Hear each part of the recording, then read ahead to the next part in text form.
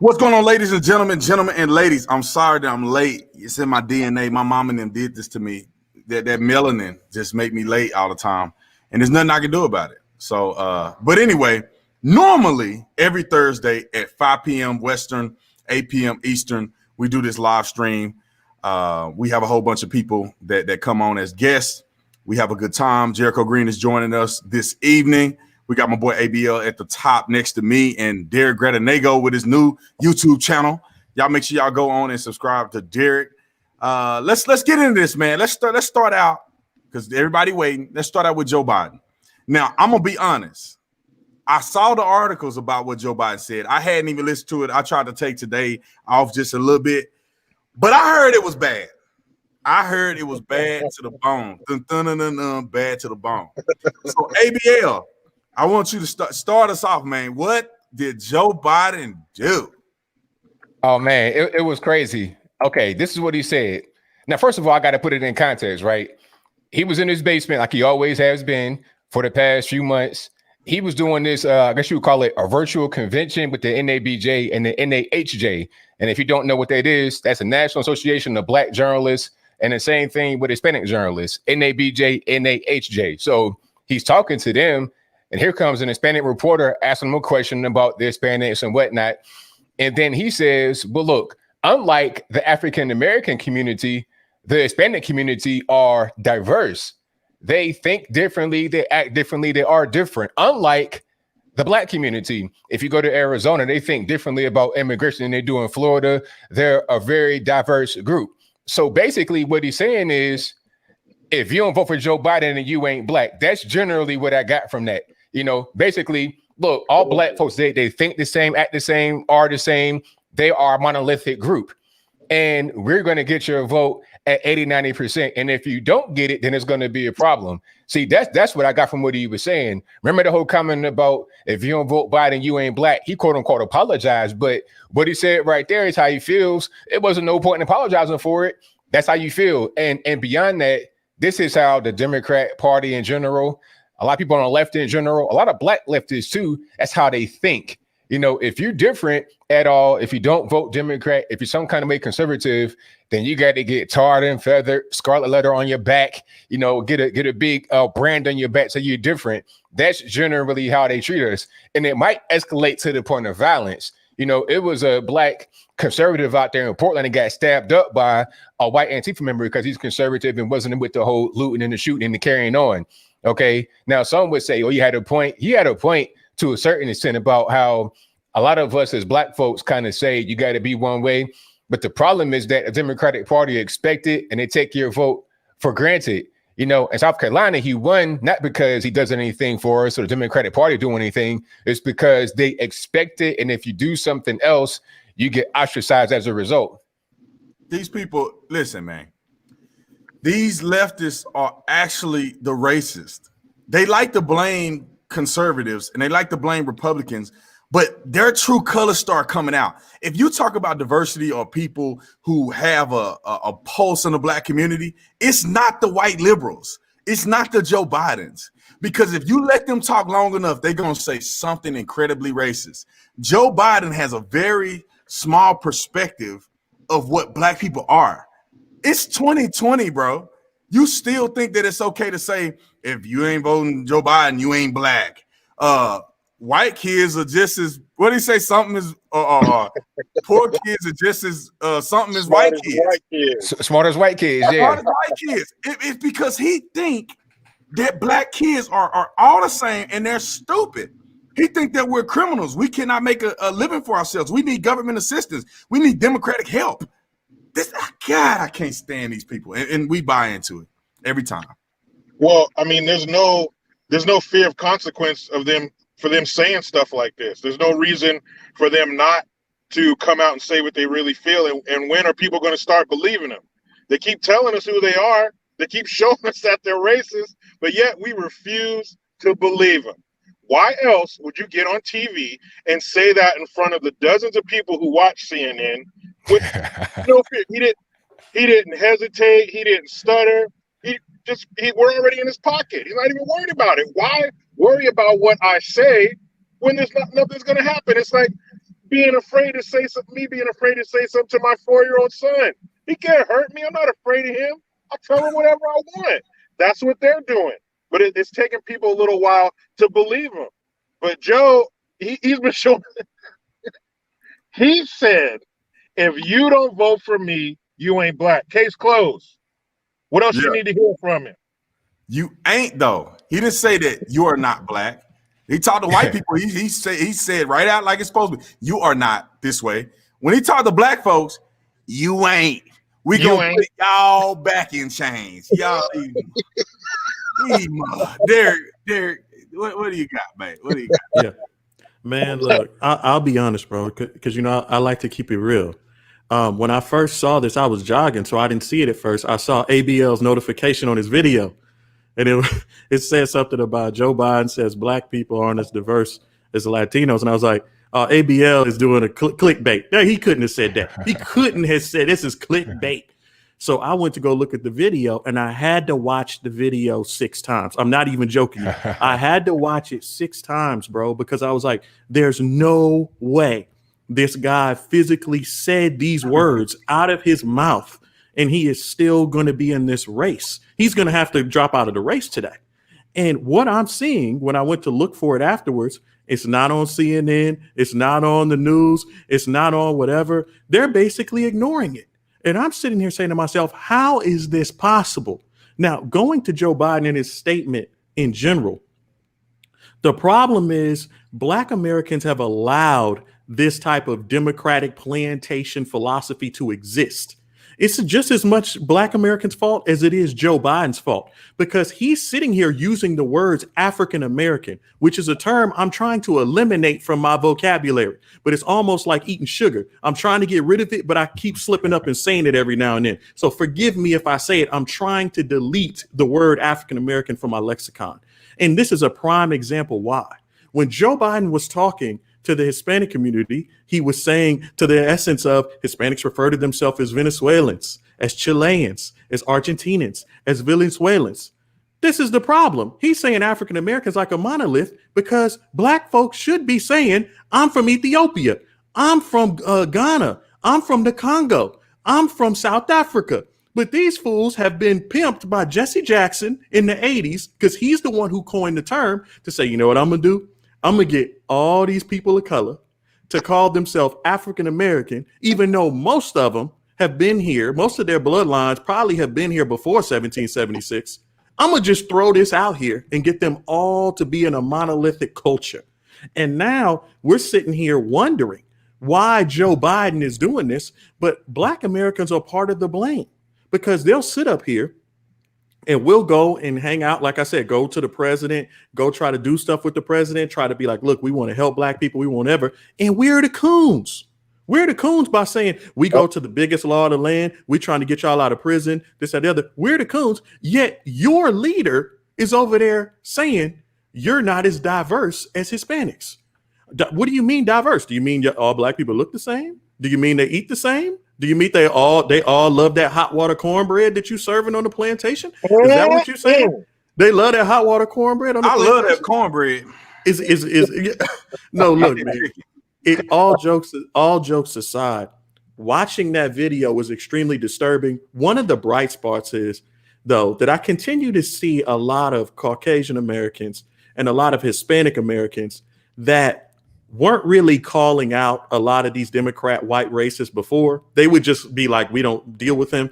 Now you're seeing a lot of them stepping up and being like, you know what? I'm sick of your racism. It's not the conservatives that's the racist. It's y'all that's the racist. And you're no longer invited to my house. You're no longer invited to wherever we go. We're calling you out everywhere we go. And that's one of the bright sides that I see. But aside from that, this thing is shocking to me that nobody's picked this up and blown it up. You know they can't do that. You know, they blow their whole narrative up. They'll never get in office again. We'll have our country back, but they can't do that. Let me get coming to super chats real quick. Olivia, thank you so much for another super chat. Said Jericho, so glad you're here, fellow American.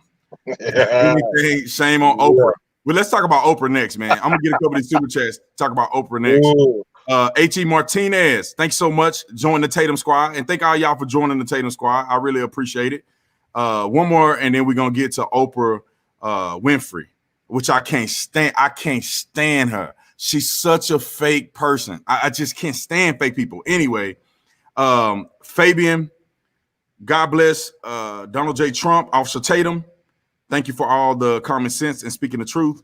Great work, Officer Tatum. Refund and support the Blue Force and ICE. Thank you. Appreciate it. Let's talk about Oprah Winfrey, man, because, I mean, God dang, bro. She got so much money. She been famous forever. She been famous forever and beloved by everybody. So why? Can somebody on the panel help me understand, why do successful Black people who probably have no remnants of racial tension with anybody, why do they feel they need to attach themselves with the dumb Negroes, the ones out here just complaining every day, acting like people riding through their hood with pillowcases on their head? Can somebody explain to me why we go for the low-hanging fruit, man? I would say 2 words, man: survivor's guilt.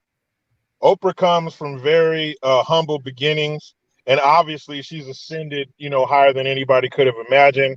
She is on every TV screen of every housewife in America.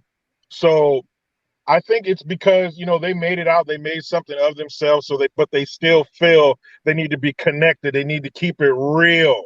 You know what I mean? So it causes them to get up there on TV and say stupid stuff, well, agree with stupid stuff, like the white liberal lady said on that interview or whatever that was, to say that even a white homeless person who's crazy talking to themselves, defecating on themselves, has a better shot, has a leg up on Black folks. No, hold up. No. I don't care what, if you call that privilege, I don't want it. All right? I don't want it. And I refuse to believe that someone who is doing that bad in life has it better than me simply because of the color of their skin. I don't understand why they buy into the narrative that they are inferior. I refuse to believe that someone has sway over my life. You can't keep me from doing nothing. If I can't do something, it's because of me. Don't take that away from me. Don't take that responsibility away from me. That's mine. If I fail or succeed, it's mine. And it's always the rich ones who have made it. And if you've ascended to this level, please write us a post-it on how we can sidestep white privilege and make it to where you got. How come you're not telling us what you did? Because you made it. I'm sorry you have to go through life and be adored and have people scream your name when you go in public, and you can't go here and you can't go there because of the throngs of your fans. I don't want to hear that. You're doing all right. You're no longer one of us. Accept it. Be rich. Be loved by the world. Be a billionaire. You're not a normal person anymore. You're not in the hood. Give it up. But that stuff poisons their mind so much that somebody who's Black like her and that successful, who doesn't like Oprah? But yet, some homeless dude, soiled in his own ways, has it better than her. Idiot. Yeah, that's right on it. Now, the thing about Oprah, I feel like Oprah is just kind of riding the woke wave. It's just hot right now to be super woke, and then to kind of like get into this market. It's a weird market because what's happening is that you have a lot of the more well-to-do people, the white liberals that kind of feel guilty. They kind of want to be beating their head with this victimhood thing by Black folks.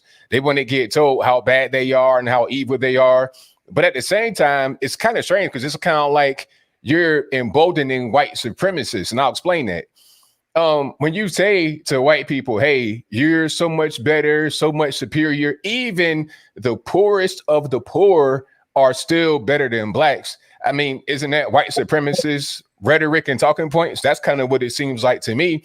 It's like, no matter what you do, no matter what situation you're in, you're always going to be better than the Black person. To me, that's white supremacist stuff. Now, I don't know about anybody out there, but I don't subscribe to that. I don't think anybody better than anybody. It's all about the individual basis. That's pretty much what it is. And then to the whole idea of white privilege, that's nonsense anyway, because I'm out here in Tennessee. I'm seeing old white ladies digging in the garbage to get something to eat. I'm talking about old, 80-something years old, digging in garbage. You understand what I'm saying? Ladies too. So it's like, where's the white privilege at? And really, once you kind of zoom out and look at the entire country, the most neglected people are poor white people. Maybe like right next to Native Americans, but not even them, because you see them on TV every now and again, talking about reservation and little projects to help them and whatnot. They don't get that when you're talking about poor rural white America.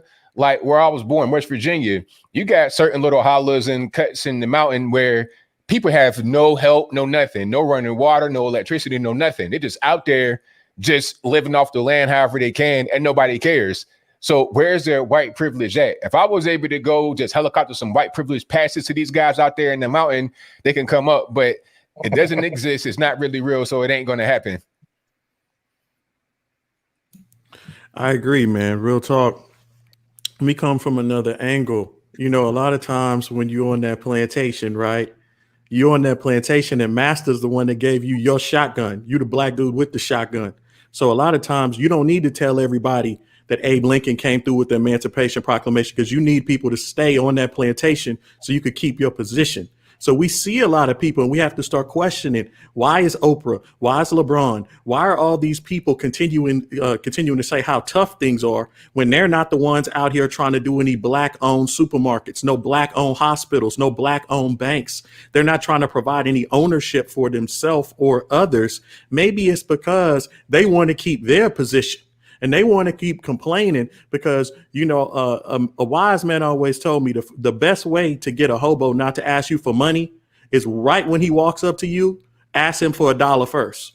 And then he'll go ahead and walk off on you. And so at the end of the day, that's what we see with Oprah Winfrey and these people. Right when you go to say, hey, Oprah, what's up on this? Can we put in this 20 million in capital to start a black bank? We know you got billions. She's like, oh man, you know, I'm suffering and it's tough out here. It's hard out here for a pimp. You know, it's tough out here. We can't do anything. And at a certain point, they haven't had people like us on this side who could spit game and be like, look, we understand that game. We came from that game, that street game. We understand what you're doing. We haven't had the ability to have somebody call these people out and say, you know, whether it's Steph Curry over there saying he's not going to the White House because he's keeping it real. And it's like, oh, you keeping it real in your bubble bath while people are starving and you don't want to go try to help by going to the White House like Dr. King did whenever Lyndon Johnson was the president. Oh, but that's keeping it real. Who are you fooling? So we have a situation where there's a lot of people who are thinking these things and they're like, man, this is crazy because I'm thinking it, but I'm a little ashamed to say it because I might be wrong. And then you have panels like this where we're here to tell you, you're not wrong at all. This is real. These people are looking fraud. They're looking phony. And it looks crazy to sit up here and say that a bum or a white person with no money living in his own makeshift tent out of something he got from, you know, Academy or something is living a better life than her because apparently she's about to get pulled over by the police or something and she's about to get harassed. It's literally insane. And I'm so happy that there are people who are waking up and saying, you know what, we're not buying this anymore. We're not taking it anymore. You don't have to just be African-American to say that. There's people of all colors. I'm seeing Asian people who don't even speak English. They stepping out. And they like, we understand this is a game. We don't even speak English. Like, so everybody can see right through it. This is like Brandon said, this is like Ray Charles could see this. Dude, Ray Charles, Stevie Wonder, everybody can see this. You know, I think that, let me say this, man. It's saddening to me that we don't have better leaders with platforms in a community of Americans of African descent. It blows my mind, man. And the reason why I say that is because we could do so much better if we actually had people at the top that were telling young brothers and young sisters that you can be whatever you want to be in this country, that you don't have to be under the thumb of anybody.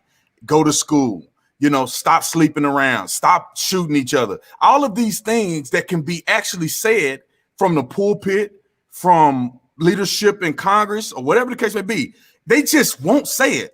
Everybody on this panel knows that if we had better leaders young people wouldn't be in gangs like they are, like we see them today. If we had some people in Chicago that would stand up, Chicago Bears, athletes, whether it's politicians, whether it's millionaires. There are black people that live in Chicago that are millionaires that don't play sports.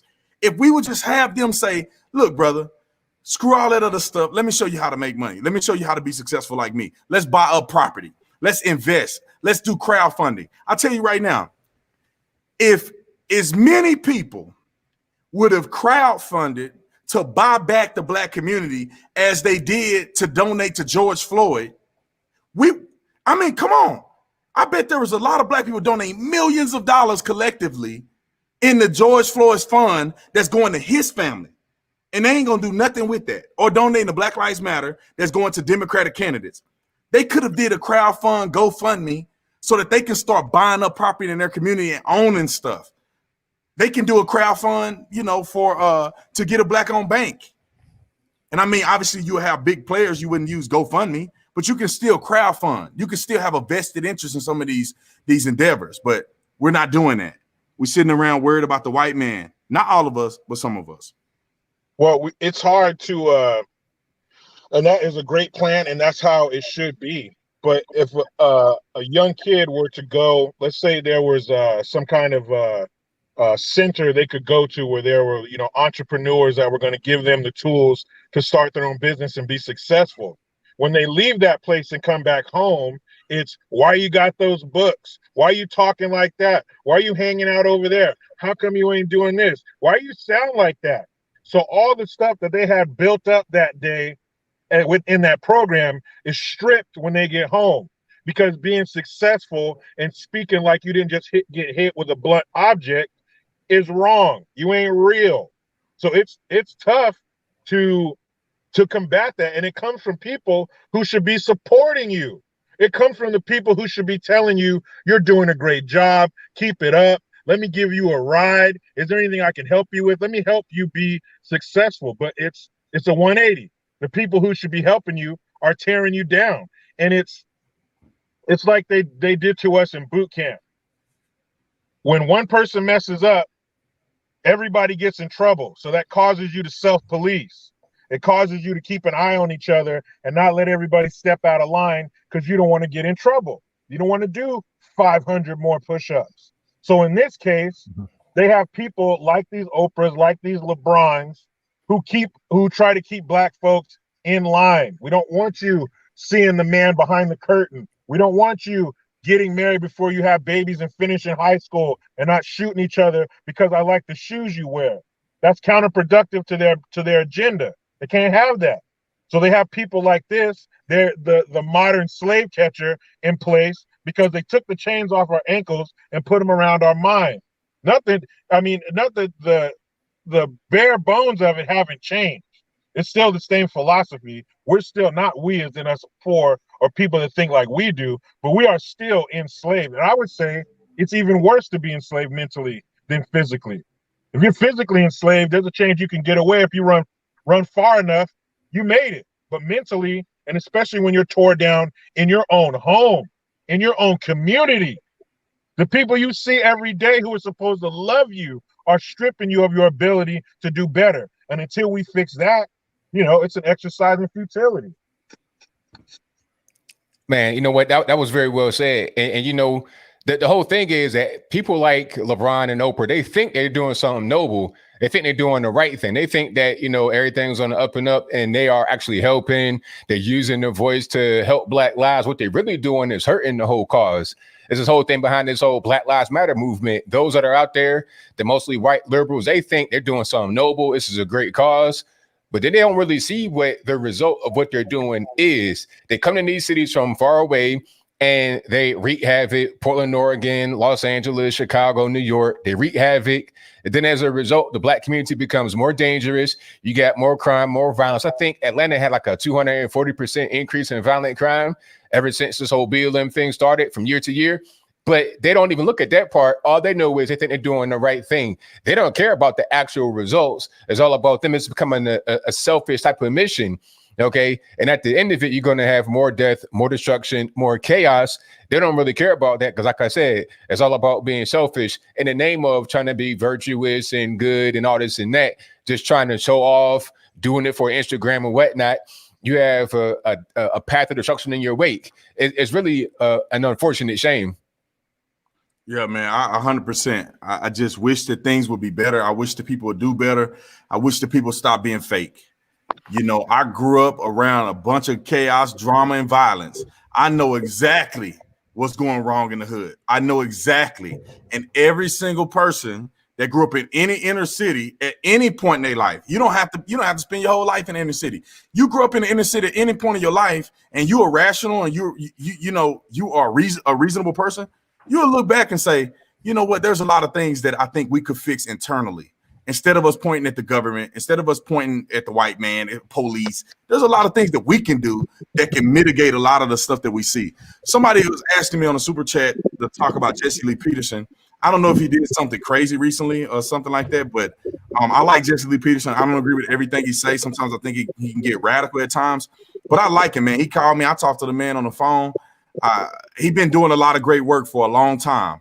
Not unless he's doing some stuff I don't know about, but Jesse Lee Peterson behind the scenes have been literally fostering a male, a male leadership program where he mentor young black men. And it's not called Boys to Men, but it's kind of that philosophy. And I spoke at one of his events where he's doing the manhood thing, and he's doing a lot of great stuff, man. I feel like that his persona online on his show ain't really who he is. You know what I mean? When I first met him, you know, on the show, I thought he was crazy. You know, so I'm like, man, this dude a rap.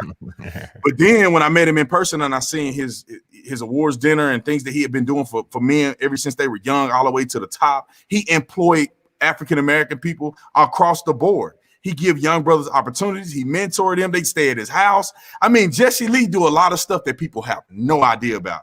So, I mean, I think that's pretty, unless none of y'all have some weird thing about Jesse Lee, but I think that's pretty much my synopsis about him. No, I like him. I met him at Politicon. He kind of has that old uncle vibe to him, like the kind of uncle that if you were to try to fight, he beat you down, stomp you in the wine. That kind of vibe. Real cool dude. Hey, but everybody on here, make sure you like, share the video. Thank all y'all for the super chats. My computer, it's not just computer, it's YouTube has been acting up lately. So the comments are coming in slow through the app that we're using. But I want to thank everybody for doing all the super chats. Thank everybody for joining the Tatum squad.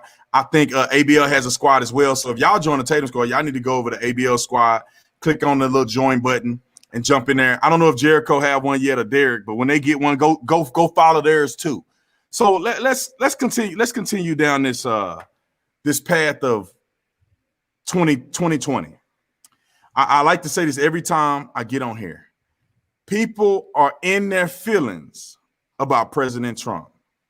President Trump is not your daddy. President Trump ain't your pastor.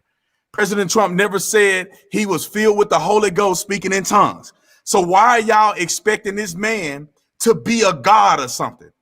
I don't care nothing about, I don't know Trump. I don't know him. And it don't matter if I know him or not. I don't care to really know him. I am voting for policies. I'm not voting for a man per se. I'm voting for policies. And there's some things that he do that I think that he make this country safer, stronger, a more confident nation. But beyond that, man, I'm not in the business of caring about who he's sleeping with, who he used to sleep with, what he used to do. What policies are you implementing? Are you cutting taxes? Are you securing the border? Are you supporting law enforcement? Like those are things that matter to me. And that's how I vote. Are you strong on Christianity? There's a guy on Twitter or Instagram that my wife was showing me last night. I don't know his name. He's a white kid. He used to be super Q. He used to be super pro-Trump. And now all of a sudden he's saying he can't vote for Trump because he can't, as a Christian, he can't consciously vote for President Trump. It's like the most pro-God president in history. I don't care what he's doing in his religion, but in history, Trump has advocated for prayer in school. Trump has advocated for our faith to be able to be expressed in this country more so than these leftist lunatics. But anyway, man, y'all, what do y'all think about that? I think Trump is doing a good job, and I'm voting for him in 2020 hands down. Yeah. I mean, like you said, man, we were talking about that a little bit before we started. You know, his title is President Trump. I don't call him dad. He ain't my uncle. He's never been to my house. He's never helped me with anything. I've never helped him. We've never met. There's a very short list of things that I need from the president and from the government in general. Anything beyond that, they become a hindrance. This whole life thing and raising my kids and guns and all that stuff. I'm pretty intelligent. I can read.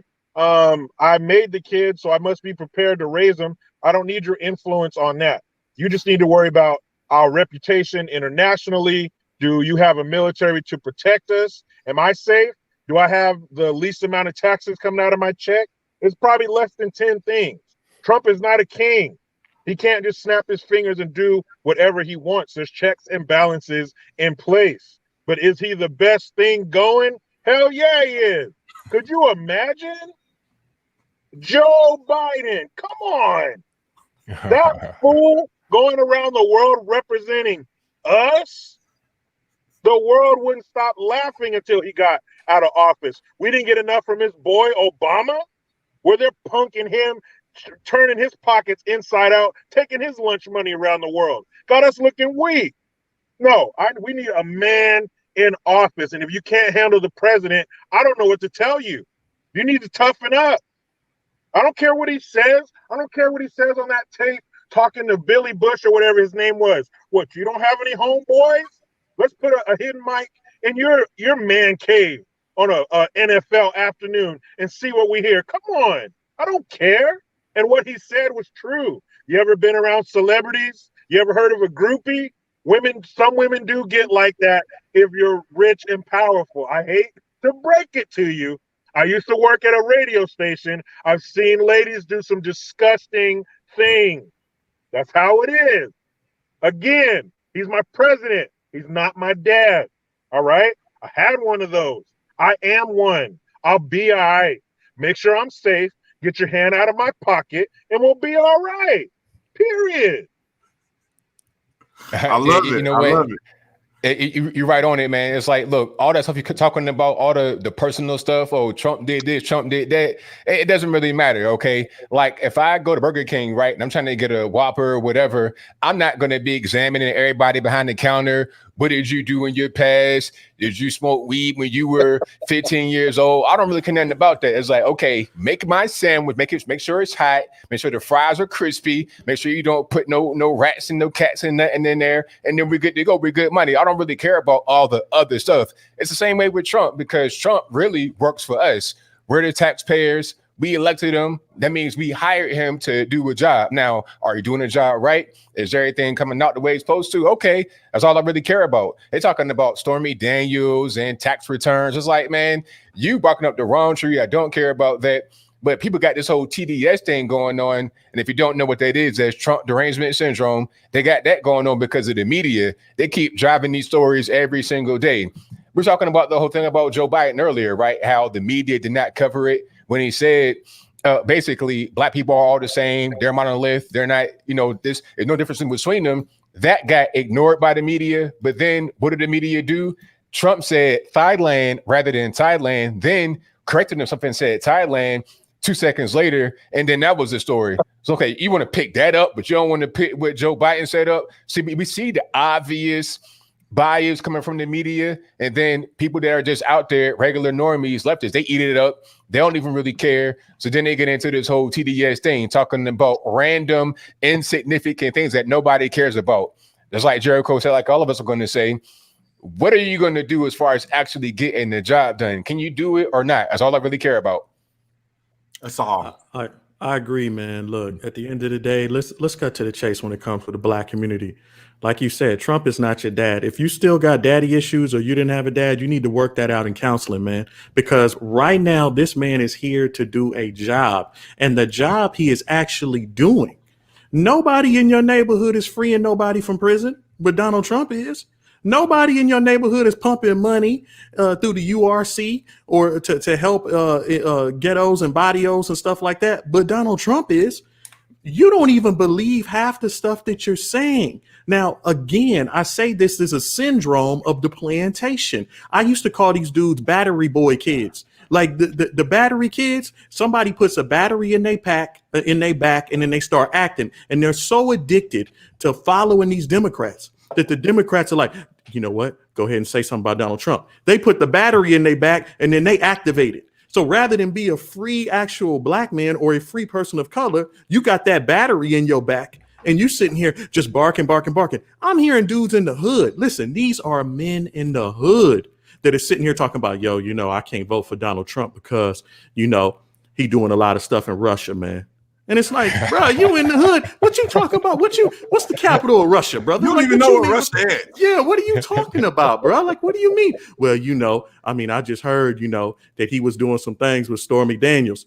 Bro, you just told me you came from the strip club 10 minutes ago. What you talking about? Well, that ain't it, man. It's, you know, CNN told me, and then, you know, and their mom and them said, like, nah, bro, nah, I need people to 100%. I say this every time. Worry about you and what's best for you. Stop listening to these stars from they bubble baths activating you with the battery packs, and then you go out there and mess up your shoes while they in the bubble bath, getting all nice and Mr. Bubble Scrub friendly, and you out there fighting people. Listen, bro, imagine how crazy you look. Listen, y'all, I'm not even trying to be funny, but it's funny.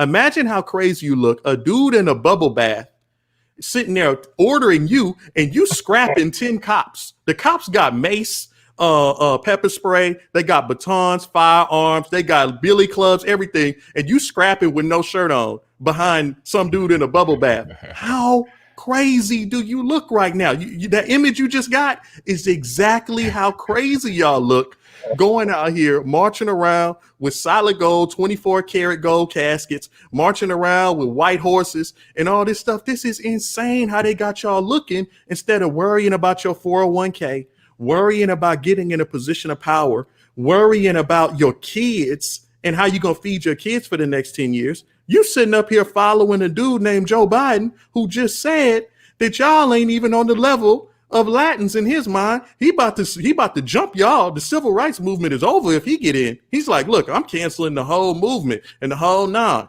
Like, y'all ain't even, you know, you're way more diverse. We going after your population. Black folks, they got way too many Brandon Tatums and Candace Owens and ABLs and Jericho Greens. We got to leave them alone.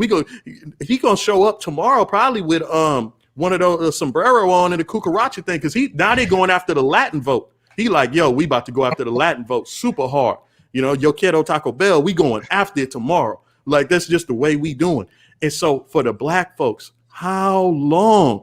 Brandon Tatum, this was before me when he did the YBLS. I was just a dude on Facebook talking a bunch of noise.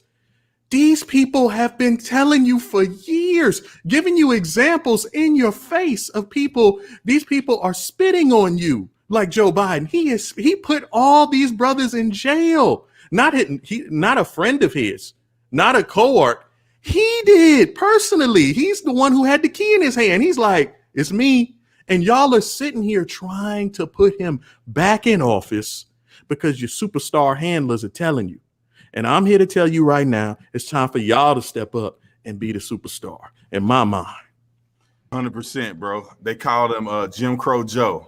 I thought geriatric Joe was funny, but Jim Crow Joe is my new one. But man, I just wish people wouldn't be so fake, man. Like back to the idea or the conversation that Trump had on that bus.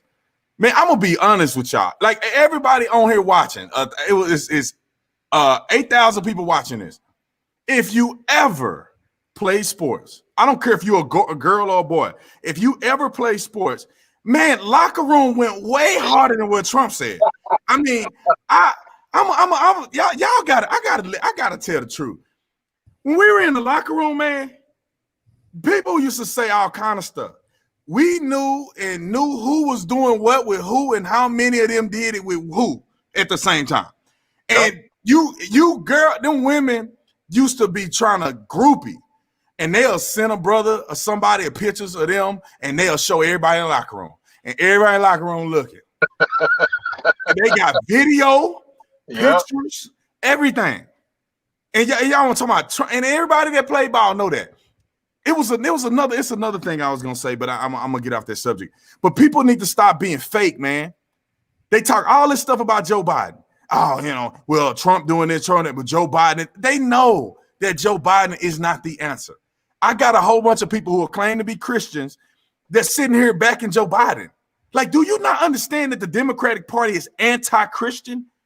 They're the most anti-Christian party, or they've been the most anti-Christian in this generation of their party than ever before.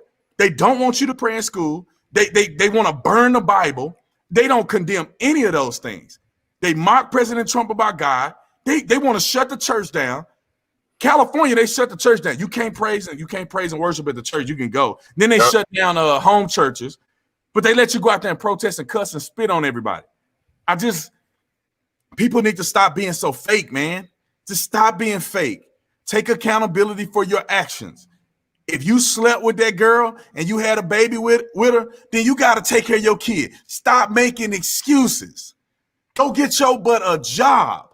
J-O-B. I had a college degree and I had to apply for, 40 different jobs. And all of them turned me down. And I ended up getting on with the police department. But my God, quit being a weenie, man. Step up, step your game up, do what you're supposed to do, take care of your kids, graduate from school, get your education. My grandma used to tell me, get your lesson. I'd be like, Granny, I want to go outside. No, you got to do your lesson first before you go outside. And now people just making excuses. Everything they say is an excuse. I don't know why the white man, when the crack cocaine epidemic, bro, nobody told you to take that crack and smoke that, snort that, whatever you're doing with it. Nobody told you to do that. Nobody told you pick up a gun and get jumped in a Fado's Hoover Crip and shoot people. Nobody told you to do that. Anyway. But it all goes back to the family, man. There was no gang, there was no child on the playground that put more fear into me than my dad. Period. The palms of my dad's hands were made out of 60 grit sandpaper. All right, that man was rough. All right, I wasn't worried about nobody else. My parents were the ones I was afraid of. Because you should have a healthy fear of your parents, not your mama and them, your parents. Storks don't come and drop babies off on your roof. That's not how they get here. That's just in the cartoon. All right, it takes two. And I'll leave it at that. This ain't my channel. I'll leave it at that. It takes two people to create a child. So if you bring that child into this world, the least you could do is your best. And don't make that child weak. Don't make that child think that if they can't make it, it's not their fault. No, it is your fault. You didn't work hard enough. You didn't study hard enough. You did something wrong. So go back, regroup, and try it again. There's no one out there. Remember that scene from Don't Be a Menace? There was a few of them where there was a white dude in a shirt and tie with black gloves, and he's following around the main characters. He shoots somebody and then toss the gun, so they would get in trouble. That's not real, people. That's not real. There's no imaginary white man following you around, making you lay down and have babies, making you kill each other. That's you. That's the danger of taking people's personal responsibility. Then they become just a bunch of babies who need to suckle from the teat of the government. More government is bad. You understand? It's bad. They can't balance the budgets they have. They can't take care of the cities they have. We can't give them more. We need to take some away. They can't handle it. You're on probation. You've been bad. You need to prove to us that you can handle this. Stop being weak. And the people, all these people who support all this Black Lives Matter and it's the police and all that, you are making Black folks weak. You're making us look like we can't handle it, like we're children. The Asians, the whites, the Hispanics, they can take the criticism. They can take the punishment, but not us. You need to be very nice, very kind. Don't raise your voice. They're Black, all right? They're still reeling from something that ended 200 years ago. Here's another truth bomb. We're not the only ones who were slaves. Everybody was slaves. You think these railroad tracks in America laid themselves? No. You think some sugarcane fields in the Caribbean worked themselves? No. You think the pyramids built themselves? No. We do not have a monopoly on slavery. We might have been the most recent ones. Oh, hold on, wait a minute. No, never mind. Slavery's still going on right now, and it's not in America. So stop it. 100%. Let me get this super chat real quick. Bobby Mass or Maze, thanks so much for the super chat. You can connect with me through the connect at theofficertatum.com. So on my website, go to connect tab, fill it out, send me a message, or the link is in the description section. So if you want to reach out to me, we can talk. I ain't making no promises. If you want me to come on your YouTube channel and all this, I can give you a little bit of advice. But man, you got. Let me say this real quick, and thank you for the $400 super chat. I appreciate it. But this is what I want to. This is what I want to tell people. Like, if you want someone to come on to your podcast or anything like that, especially if it's someone that you believe is popular, you need to establish yourself first. Get you something going. Build your channel, because this is the problem that happens, and I got to address this. If you have me on, ABL, Derek, Jericho Green, your first 4 guests, you have no reach. You're gonna die. You're gonna have great interviews that nobody see. You have to build momentum first, and once you start getting your momentum up, then have people on. I had a guy that I love. He was a former police officer. Man, he had heavy hitters come and doing this podcast, and he got 5 views, 20 views on interviews that later on would have had millions of views. So somebody like myself, ABL, I don't know, I think we all kind of on this. We can give you a little bit of advice, but you got to start something. You got to build it. You got to kind of put in the work, and then you can have other people come on. That's now, you're right on that though, because I mean, just having me on ain't gonna really do it. Because some guys are having you on, they got a small channel, think, okay, I'm gonna have ABL, it's gonna blow up. Nah, you got to really just get a whole thing going. You know, people got to kind of know you a little bit. You got to have some people that engage with you. They got to look forward to seeing content from you. They got to kind of like fall in love with you. And then you bring somebody like us on. Once you get to a certain point, then they'll just kind of make it grow more and more. So Brandon was right on point. Yeah, and I don't know if that's exactly what the gentleman is saying, but I'm just throwing it out there for other people, because many people ask me. Go ahead, Jericho.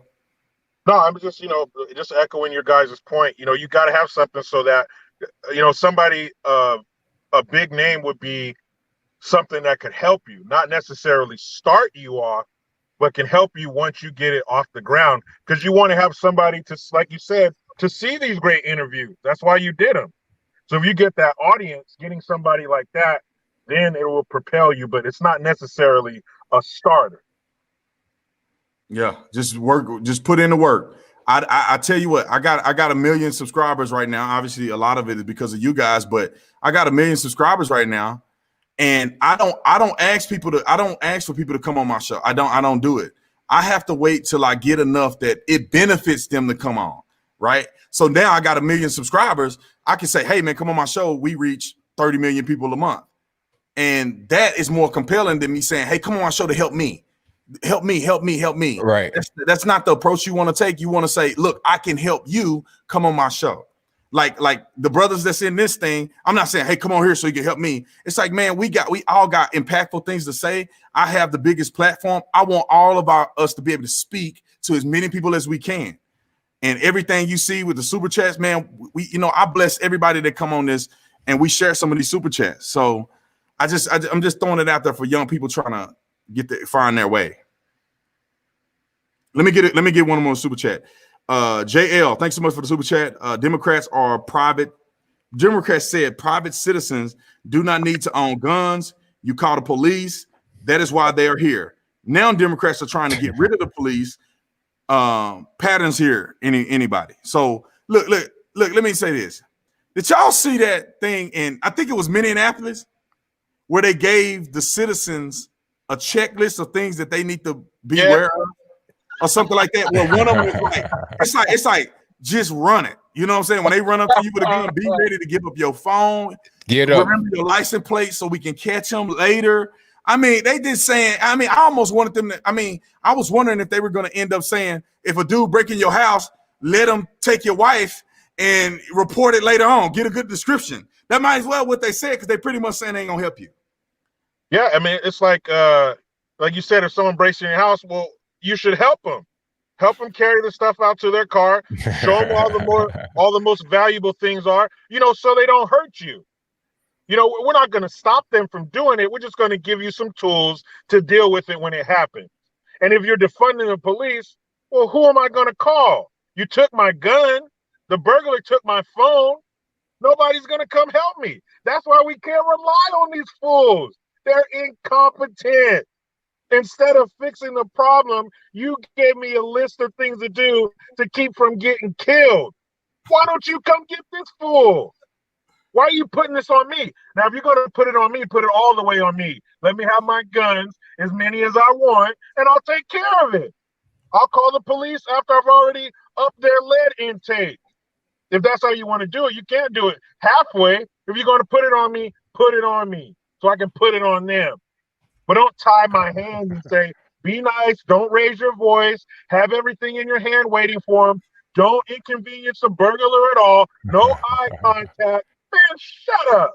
Do your job. Give the police their money. I want a cop on every corner. Then that fool is too scared to come rob me. 100%. This is socialism, ladies and gentlemen. They're trying to take over. If y'all ain't got it at this point, they want to get rid of God because they want the government to be your God. They want to get rid of your guns because they want to pillage you. They want to replace, they don't want to just get rid of law enforcement. They want to replace current law enforcement with their dummies. It's just like the chat zone. They claim, defund the police. Then they got their own police force out there shooting people and doing crazy stuff. This is what these liberal cities want. They claim that they want to get rid of the police so they can bring their social workers in. Man, come on, man. Come on. What do you think these social workers going to be doing? After they get killed, then they're going to have 3 victims now when they could have only had 2. Man, they have a plan to rewrite history. They don't want to. Who made that video? Somebody made that video. ABL, was that you? They made a video about them wanting to cancel history in Chicago or something like that. What was that video about? Oh, yeah. It was a state rep, a guy that's actually in the office, elected official. He said that he wants to cancel history classes until they come up with a better alternative. Now, in my mind, that probably means they want to just, put in their own version of history to replace what we already got. That's what's going on with that. But you see, let me say something real quick, because I'm finna go in on melanin folks real quick. I just don't understand when you see stuff like that. You see it over there in the hood where they need education the most. They need to know their history the most. Why is there no white Chicago? If somebody on the panel knows something that I don't know, why is there not a white Chicago, South Side of Chicago scenario in the white community? Why is it just in the black community? I'm not understanding how we are not focusing on this more so than ever. They talk about these mass situations at the school. Well, they have one every weekend in Chicago. And that's just one part of one city in one state. All around the country, we can go to Watts. We can go out to California. We can go to South Dallas in Texas. We can go to H-Town. I mean, come on, man. Like, when are we going to wake up and start addressing the real issues? When are we going to wake up and start saying, you know what, man? We need to really address the criminal element in the minority community, man. I don't know, Derek. You in H-Town. My bad. I agree, man. I think we have a situation here, like, again, we talk about all the time, where Black Americans have such low self-worth from still having that plantation mentality. Remember how they used to throw the stick in between 2 slaves and whoever was the strongest buck got to survive? That's what we have here. When you have a white community, you have a group of people who have taken a thought process of, I care about longevity and wealth, which means legacy after I die, wealth right now in the moment. Black folks are caring about shine and can I get the car and can I get the clout? And when you have that situation, it becomes emotional. So now you care more about your clout than your legacy 100 years from now. That means if somebody disrespects you, oh, it's time to take Boo Boo and Ray Ray and everybody, and we going to do penitentiary chances. That's what we do for a living. While we have white folks that are taking chances on stock tips, we have Black folks who are taking penitentiary chances just for their clout. And that clout is going to be gone because let me tell you something. no matter how many times you roll the dice, if you roll it 10 times, one of these times you're going to crap out. So if you black and you doing these penitentiary chances, thinking that you the new Al Capone, you going to get caught up. Don't get it twisted. No, nobody does something and doesn't get caught up. The question is, how do we get African Americans out of this situation? I just did a video on Stephon Marbury and his new movie. And I was talking about in the post, I was talking about how black folks, when Stephon Marbury was here, was treating him like trash. They was like, you whack, you this. He came out with a $15 shoe because he wanted, kids to be able to afford it. The players here, I won't say no names, but one of them refers to himself as the king. He came out and he said, I'm not wearing no $15 shoe. You won't catch me with a $15 shoe on my foot. Now, Stephon Marbury goes to Asia and he turns into a legend. They got a statue of him and the whole nine. When he comes back home, he's in the barbershop talking to a kid. He asked the kid, what you want to be when you grow up? He said, a ball player. Stephon Marbury said, you could be president. And the kid, he's 9 years old. He said, nobody ever told me that. They just told me I could play basketball. And Stephon Marbury started crying, bro. Crying in the barbershop. That's what's going on in these democratic cities. That's the problem. When you in a democratic city, they tell you got two options. You better dribble a ball or pick up a mic and start rapping. Now, when you picking up a ball, you going against 10,000 other black men, and only one of you is going to make it, period. Because NBA ain't got those kind of numbers. And when you rapping, you know damn well you barely ain't going to make it. And if you do make it, by the time you made it, you done made so many enemies by beefing in this new rap game that you might not make it to 25. So again, we have to start telling these youth, like, look, you could be a doctor. You could sell Mercedeses and have one. You could be this, you could be that, you could be an owner. You could be a YouTube legend. You could be a whatever to make money. You could be a YouTube legend. The sooner we get them out of this, you have to go against somebody and destroy them on the court. You got to go against them and destroy them in the rap game. Destroy each other. That's all we preach coming up. And that is a democratic Joe Biden-led philosophy straight out of him and Jim Eastland's 1970s playbook to keep black people at 13% of the population and to keep black people under their foot while they have their foot on their neck. And at this point, there is a swelling of us that are here that are going to say, look, just like 50 Cent could say, get rich or die trying, we up in here saying, look, we with Trump and we going to say the black community, period. And it ain't no ifs, ands, or buts. We going to do it or else one of us is going to win. But we not taking no more shorts. We going to do what we have to do. 100%. 100%. What was It was somebody that tweeted on here. I wrote a message on here that I just missed. I guess I just want to say something real quick. Go ahead. Before I forget, there's no coincidence that we have the highest out of wedlock births, and we just can't seem to get things together and stop killing each other. There's no coincidence. The most financially successful people in this country only have 17% out of wedlock births. No killings. Nobody's getting blasted for their J's. They don't have weekends of carnage and murder because the family unit is intact. And speaking of, real quick, about them wanting to erase history and rewrite it, if not erase it completely. Today, August 6th, is the 75th anniversary of the bombing of Hiroshima. And I was looking at some videos, and the last thing those people want to do is erase that history. It's important to them. It reminds them of what happened so they don't let it happen again. Few events in human history are worse than the bombing of Hiroshima. 140,000 people died like that, but they don't want to forget it. So why are we doing that over here? Why are we trying to forget? I know it was bad. It was horrible. We've all seen the images of people with the burns from the bombs and the cancer from the fallout. It was a horrible thing that happened, but they cannot forget it. Same with what went on here. These statues and these monuments, yes, it was horrible. Some of those people did terrible things, but because of that, we need to keep that stuff alive and keep teaching it. We can't let our history die. If we forget it, then it's too easy to rewrite and shape it the way they want it.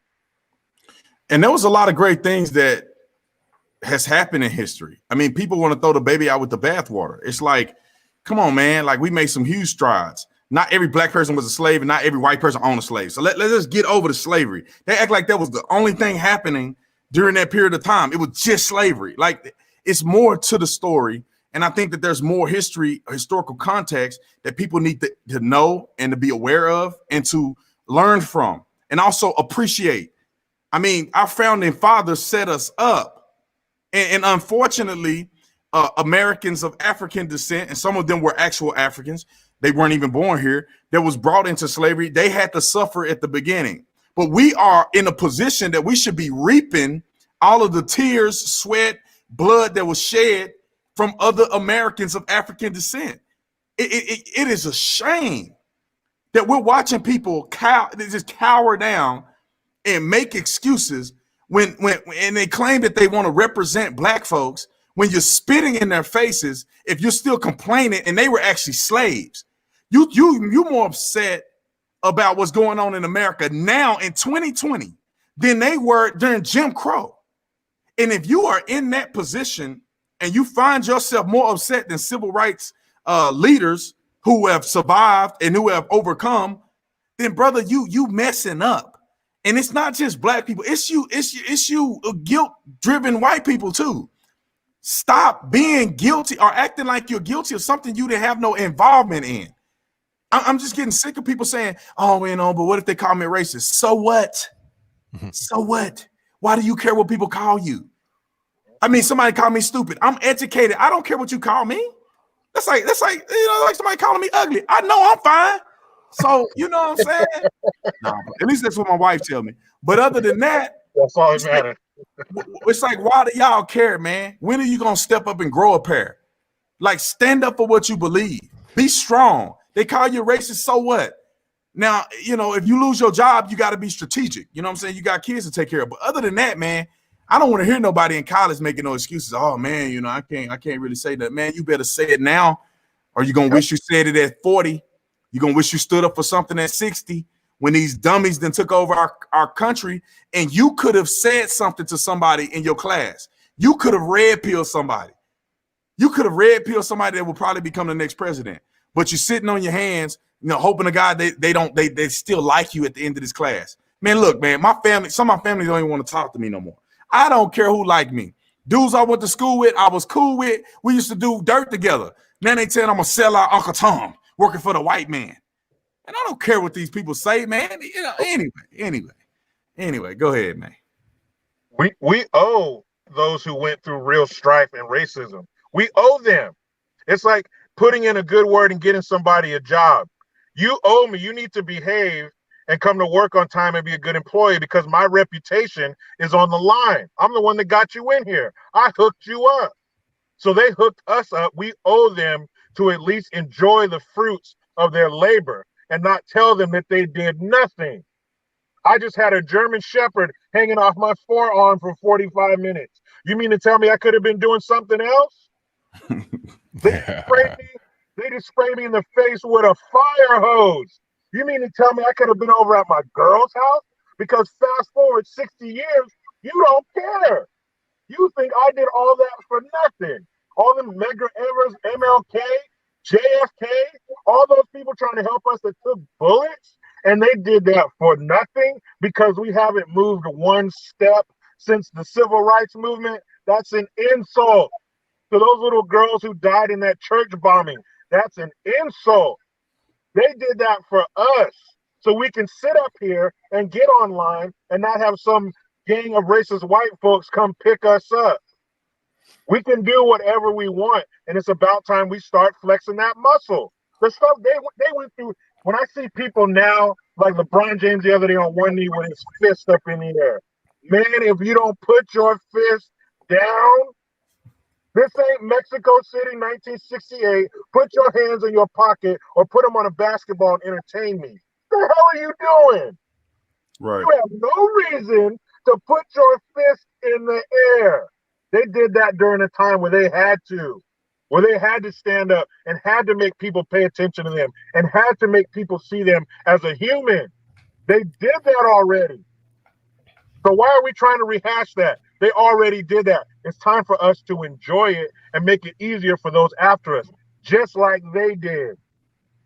Man, To add on to what you're saying too, man, like the funny part is, I mentioned last week about Bobby Seale, co-founder of the Panthers, back in '68, and by the time the mid '70s had rolled around, Huey Newton had kind of turned the Panthers into something he didn't want, and he was trying to get rid of the Panthers at that point. Bobby Seale, now this is the co-founder of the Panthers, and he was saying, as far as all these new groups, this is the dude who co-founded the Panthers. He was like, I don't understand their economic plan, and if they don't have an economic plan, whatever they're doing, I don't support any of it, because at the end of the day, they already solved the issues back then in the 50s, 60s, and 70s and got all the segregation laws off the books by the time they were gone, like 90 to 95% of them. So now, like I tell Brandon and ABL every week, we have it to where if the same thing happens to us that happened to them, we get checks for that. We could sue somebody for that. They did that for us. So we can't sit here and I'm walking around wishing somebody would do something to me. Like, oh, you gonna be racist? Yeah, let me cut that 6 figures though. Let me get that $1 million check. Like, because that's what they did. And you're sitting around still walking around to piggyback off of what you said. When Bobby and them were in Oakland and they were showing their right to bear arms, there was a legitimate danger and they were legitimately doing it. LeBron James was on, I don't know if y'all saw, he was on that court and he had a knee pad on the ground. Did y'all see that? He had a towel on the ground like a knee pad. Him and his, like DC Drano posted the picture. He had a knee pad on the ground, y'all. So I'm like, what is this? Is this supposed to be your look, he had a knee pad. And I'm sitting here like, bruh, and I mean a towel, like he had a towel on the ground, like to protect his knee. And, but they sold. He might as well put 2 of them down there. Yeah. No, and look, y'all, it's funny, but I said I appreciate all these gentlemen on this chat because I feel like y'all will be on the right side of history. I've heard Pastor Scott say it to President Trump before, that even though President Trump is going through all this, we all know that when a decade from now, when history is told, he will be on the right side of history. And the funny part about what Brandon is saying, Brandon, please, I want you to do me a favor, please. You just mentioned that all these brothers is saying you a sellout and you telling them to come around. Please write down the names of these dudes, because 10 years from now, they going to be claiming that they was the main ones that was helping the movement and doing this, because for them, it's all about clout. And if the clout switches, then they going to switch faster than you could say Ambassador, like on a sour gum ache. Like, I'm telling you, they're going to switch up game just like anything else. It's like right now, if Oprah came out and switched and said, I'm going with Donald Trump tomorrow, they all switching. But they was willing to kill people over this. They willing to harm people. This just shows you how weak and how on the plantation a lot of these people are. And again, I'm doing my best to stay steadfast, like the Bible says, and say, look, come around, come around, come around. But at a certain point, we just going to have to cross the finish line, and you just going to have to watch from the distance, because if you that hard-headed, like my pops used to say, a hard head make a soft behind. I'm going to let you go ahead and catch them paddle pops. Like, you know what I mean? And I'm going to go over here at the finish line and do what we got to do. So let me say this. How are you oppressed when you're making millions and millions and millions of dollars to shoot a basketball in the hoop? I mean, you ain't even football players. Football players getting CTE, they banging heads every day. You playing basketball, and you making more money. LeBron James probably makes more money now than every black person that played basketball in the inception of allowing black people to start playing in the National Basketball League. National Basketball Association, you know what I'm saying? So, but he probably makes more money than they did. LeBron James signed a $90 million contract at 18 years old with Nike. That's not even including his NBA contract. No basketball, just straight shoes. Just a Nike. He didn't have to lift a foot. And you oppressed, you got your fists in the air. Brother, the white people love you. Like, what is this for? Are you black power? Bro, you are one of the most powerful people in the country, because so many people love your talent. And I'll say this for Laura Ingraham. Shut up and just dribble a basketball. Y'all losing money. Why are black folks so detached from being wealthy and setting up generational success? Bro, y'all finna screw the whole NBA to the point where people ain't gonna watch it no more. It's too late for that. It's already happened. The ratings already. It's already gone. It's already gone. ABL, can you comment on go on Brandon and say, why is LeBron willing to do that, but he's not willing to speak on China and what's going on in China? He's all for China. Why ain't he speaking on the communist China? Because LeBron trying to get money. That's really what it's about. He's trying to get money, and then back to this whole thing about clout, just trying to maintain that clout, trying to maintain his image. But what you were saying, Brandon, about LeBron making more than any other black person in the NBA before him, that's 1000% true. But you know what? The funnier part is that he's made more than anybody that played basketball, even the logo himself, Jerry West, going back to the very beginning. You know, Bob Cousy, all these guys, Pistol Pete, white, black, it don't matter. He's like the richest basketball player to live on earth, on the whole planet, but yet you still oppressed, yet you want to still get on the ground and do the Black Lives Matter, all this, that, and the third. Why? Okay, you got multiple houses, all this, and like, what are you even doing? You go into your barbershop, so you have on Undisputed with a goblet of wine, sir. A goblet of wine, really? And you're oppressed? I mean, you might as well just show me some marble floors in your 5,000 square foot bathroom in your mansion. You understand what I'm saying? I'm not really feeling the oppression there. But you know what? A lot of these guys that make all this money that are very successful are just kind of soft mentally. Basketball-wise, they're great. Now, LeBron James is an excellent basketball player. I can't take that away from him. He's a great basketball player, but he's soft mentally. And I got a quote here I'm going to read for you right quick, just so we can kind of put it in context. Hard times create strong men. Strong men create good times. Good times create weak men. And weak men create hard times. That's kind of what we're seeing right now. Okay, LeBron James out there is kind of a weak man. There's a lot of weak men out here, and they're creating hard times. You're talking about Black Lives Matter, how everything's all bad and oppressive. And what you're doing, you're talking about defunding the police and you're backing that movement. What's going to be the result of that? Increase in the homicide rate, increase in the violent crime rate, increase in just general crime among those who you purport yourself to be helping. Okay, that's what's going on. These guys are so good and there's no conflict. They got to create conflict. You know, when there's no argument, arguments got to be made. Everything's going fine. You want to make some kind of drama just to feel relevant, just to feel important, to have some kind of cause to attach yourself to, but it ain't no cause to be found.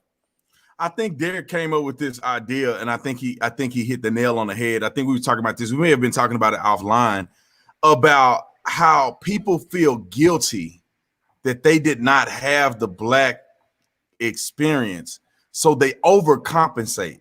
And you see this with successful black people, and you also see this with light-skinned black people, other than Derek. So you know, or mixed, or people who are mixed. You know what I'm saying? Because if you mixed, like Colin Kaepernick and some of these other guys, you are now in a dilemma because you are identified as black in America, which you're not. You're biracial, but in America, people still facilitate the white supremacy of saying that if you're not 100% white, you know, you're the other race. But anyway, and then black people still fall for it.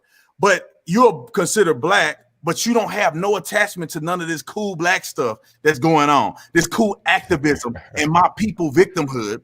You have no attachment. So now you got to attach yourself. Now you got to grow that good hair that Colin Kaepernick had, that if he just brushed it like this, he got tsunamis in his head, but he want to grow his fro out and he want to be pro-black.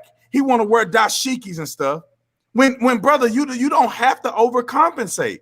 And like, it's not a good thing. Like, some of these people figure that, oh, because I wasn't in the hood, like I need to overcompensate. Bro, being from the hood ain't a badge of honor. That means that some bad things happen in your lineage. Either people made bad decisions or they ended up on the wrong side of some stuff and it left you in a impoverished situation. The goal is to get out. The goal is to get out. Now you can give back, but you got to get out. And I don't know why people think that. I don't know what it is about human nature. And I'm gonna pass the mic here in a second, but it's human nature. I remember when I was going to school, my daddy wouldn't handle that. He'll beat me at the school if I was getting in trouble. But I wanted to be like, or somewhat, I wanted to be like the dude that was more popular, who's the bad boy that didn't go to class. You know, he cutting up, fighting, cussing. Everybody wanted to be kind of like that dude. And it's like, I don't know what it is about human nature that you want to be as good as the lowest denominator in your community or in your circle of influence. But anyway. I think, Brandon, to piggyback off what you're saying, since you brought me up in it, the reality of being multicultural in this society, I could say I could credit my strength with my parents, because my parents were the ones who were like, even though you are mixed race, you know, there's so much quality that comes with you from all your heritages, from your American Indians to Italians to Black to everything about you is power. Like, so, and they big up me with that, but don't get it twisted. As school goes on, of course, you have to cross these bridges where there are the people that are like, well, you're going to have to prove your Blackness. I've ran into those people all the time. And I'm like, well, you're going to have to prove me a check. If you want me to prove something for you, you better prove some money. And they like, damn, we thought we could just trick them like we did Aaron Hernandez. No, like at the end of the day, the reality is, yeah, Derek, you're going to have to be hard. We need you to go get that face tattoo like Mike Tyson and Devontae. It's like, no, it's not happening, because I have my own self-worth. And I think there's so many people like that fall into this trap. You mentioned Colin Kaepernick, but the same thing goes for Talcum X and his crew, Martin Luther Cream, as y'all call him, Sean King, I forgot his name, but Sean King, whatever. It goes into that where you have a thing to where it goes both ways. There'll be some people that are like, I'm going to try to do things super white. And whatever super white is, not just pro-Black, it'll be super white. Like I'm mixed, but I'll go super white, to the point of where you even be around Don Jr. and Donald Trump, and they'll be like, yo, what is this? And the dude is acting like way too, it's like, we don't even act like that. Like, what are you doing? Like, well, I'm just trying to fit into this persona of what I think the super whiteness is, or the super Blackness. At some certain point, it goes back to what I'm talking about, self-worth. If you don't love yourself, love your own skin tone, love your hair, love everything about you, you are going to lose, because somebody is going to eat you alive, whether it's the head gangbanger, whether it's the head hood honcho, whether it's the head dude at the bank that's going to have you swindling money and then you the one going down. We have to teach our people that just because you didn't make the league doesn't mean you got to turn into the next, you know, Don Illuminati, like, or just because you didn't make it in the rap game means you got to start flipping bricks to keep up and get that, you know, get this. You have to have a self-worth for yourself to where you say, you know what? God is just going to take care of me. And that's what I see with all these brothers here. I can imagine somebody walking up to you right now and being like, Jericho Green, man, I need you to go ahead and flip these bricks, dog. It's like, you're going to be like, bro, like, are you listen. No, but there's a lot of people whose self-worth is so low in themselves, and they want to prove something to people who don't care about you.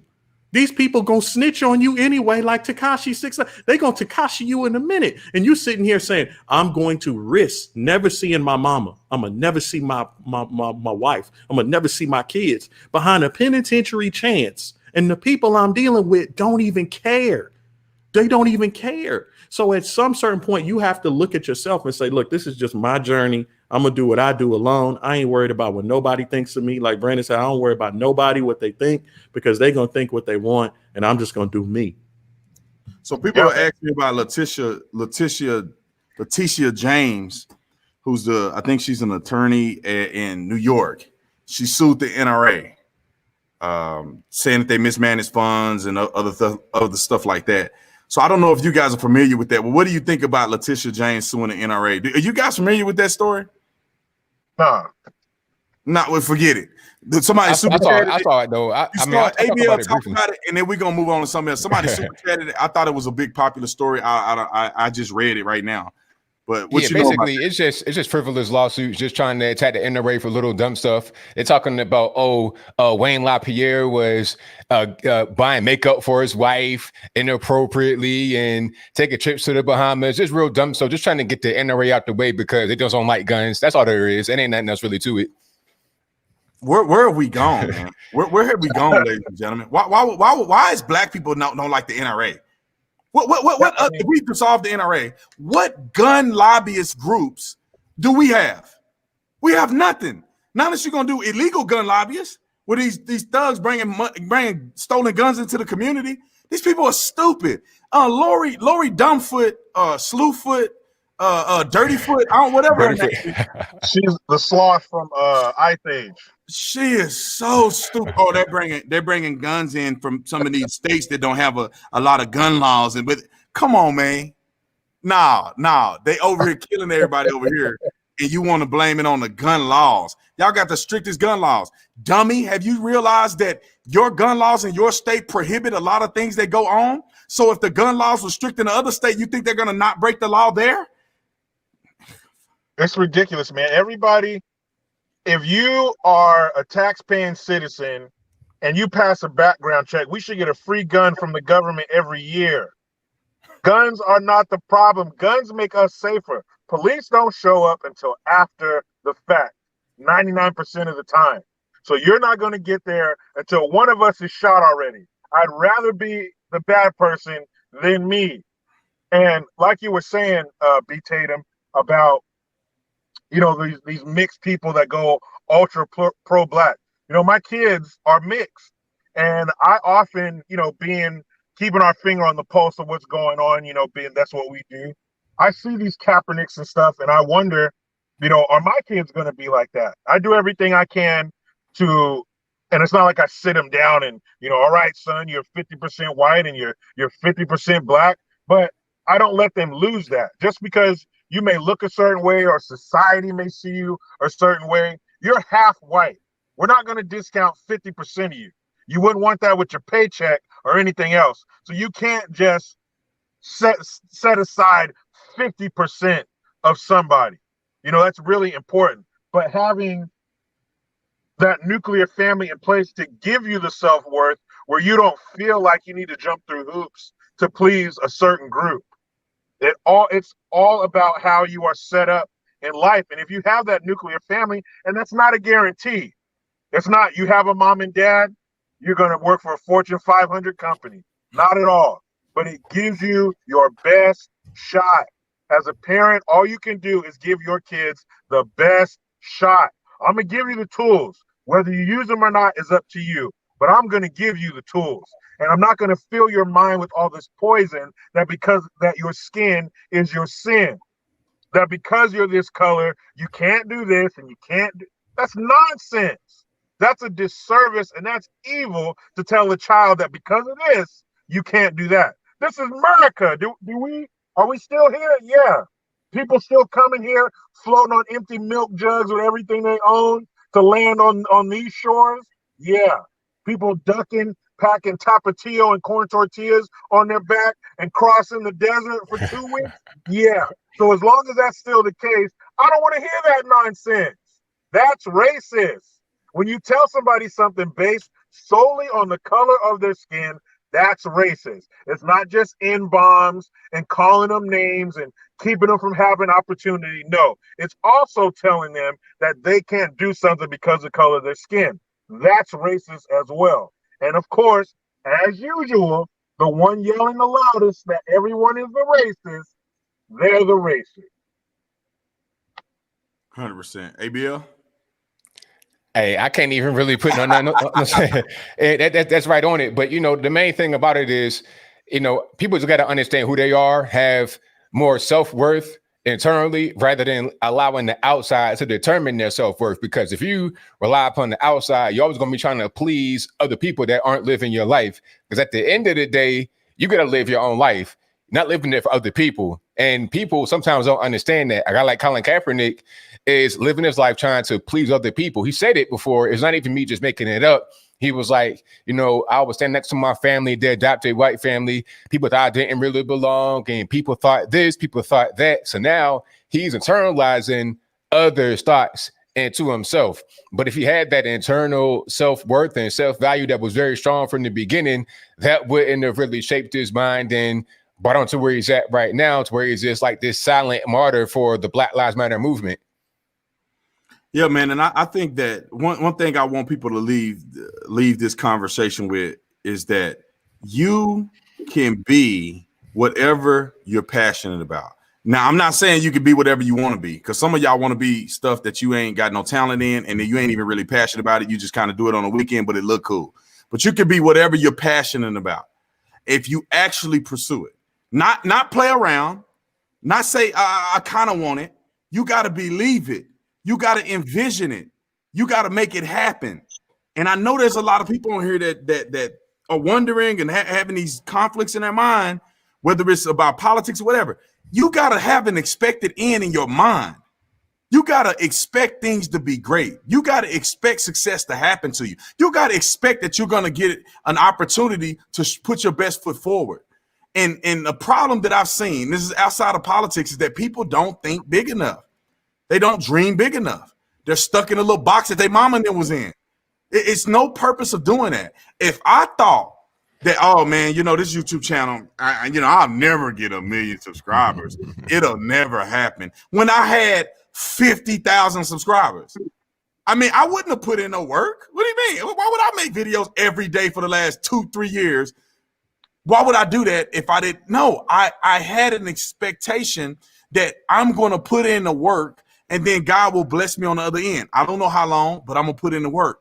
And some of y'all need to do that in your life. Put in the work. Have an expectation of success.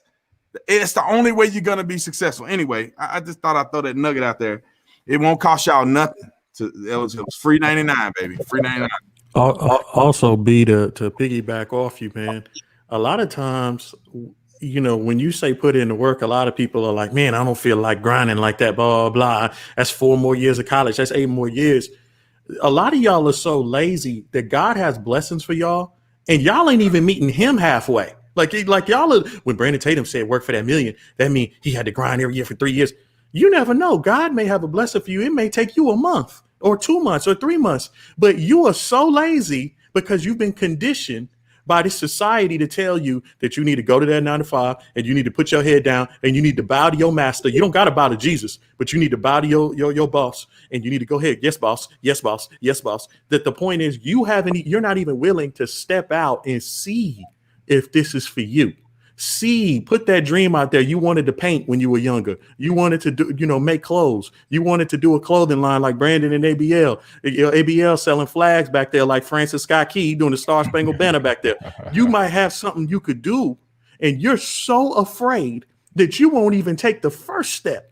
And God is just sitting here waiting. He like, look, bro, I understand. You're not really grinding for 3 years. I just want you to come meet me halfway. And a lot of y'all are still sitting here saying, well, I like my pizza delivered. I don't like DiGiorno. I like my pizza delivered to me.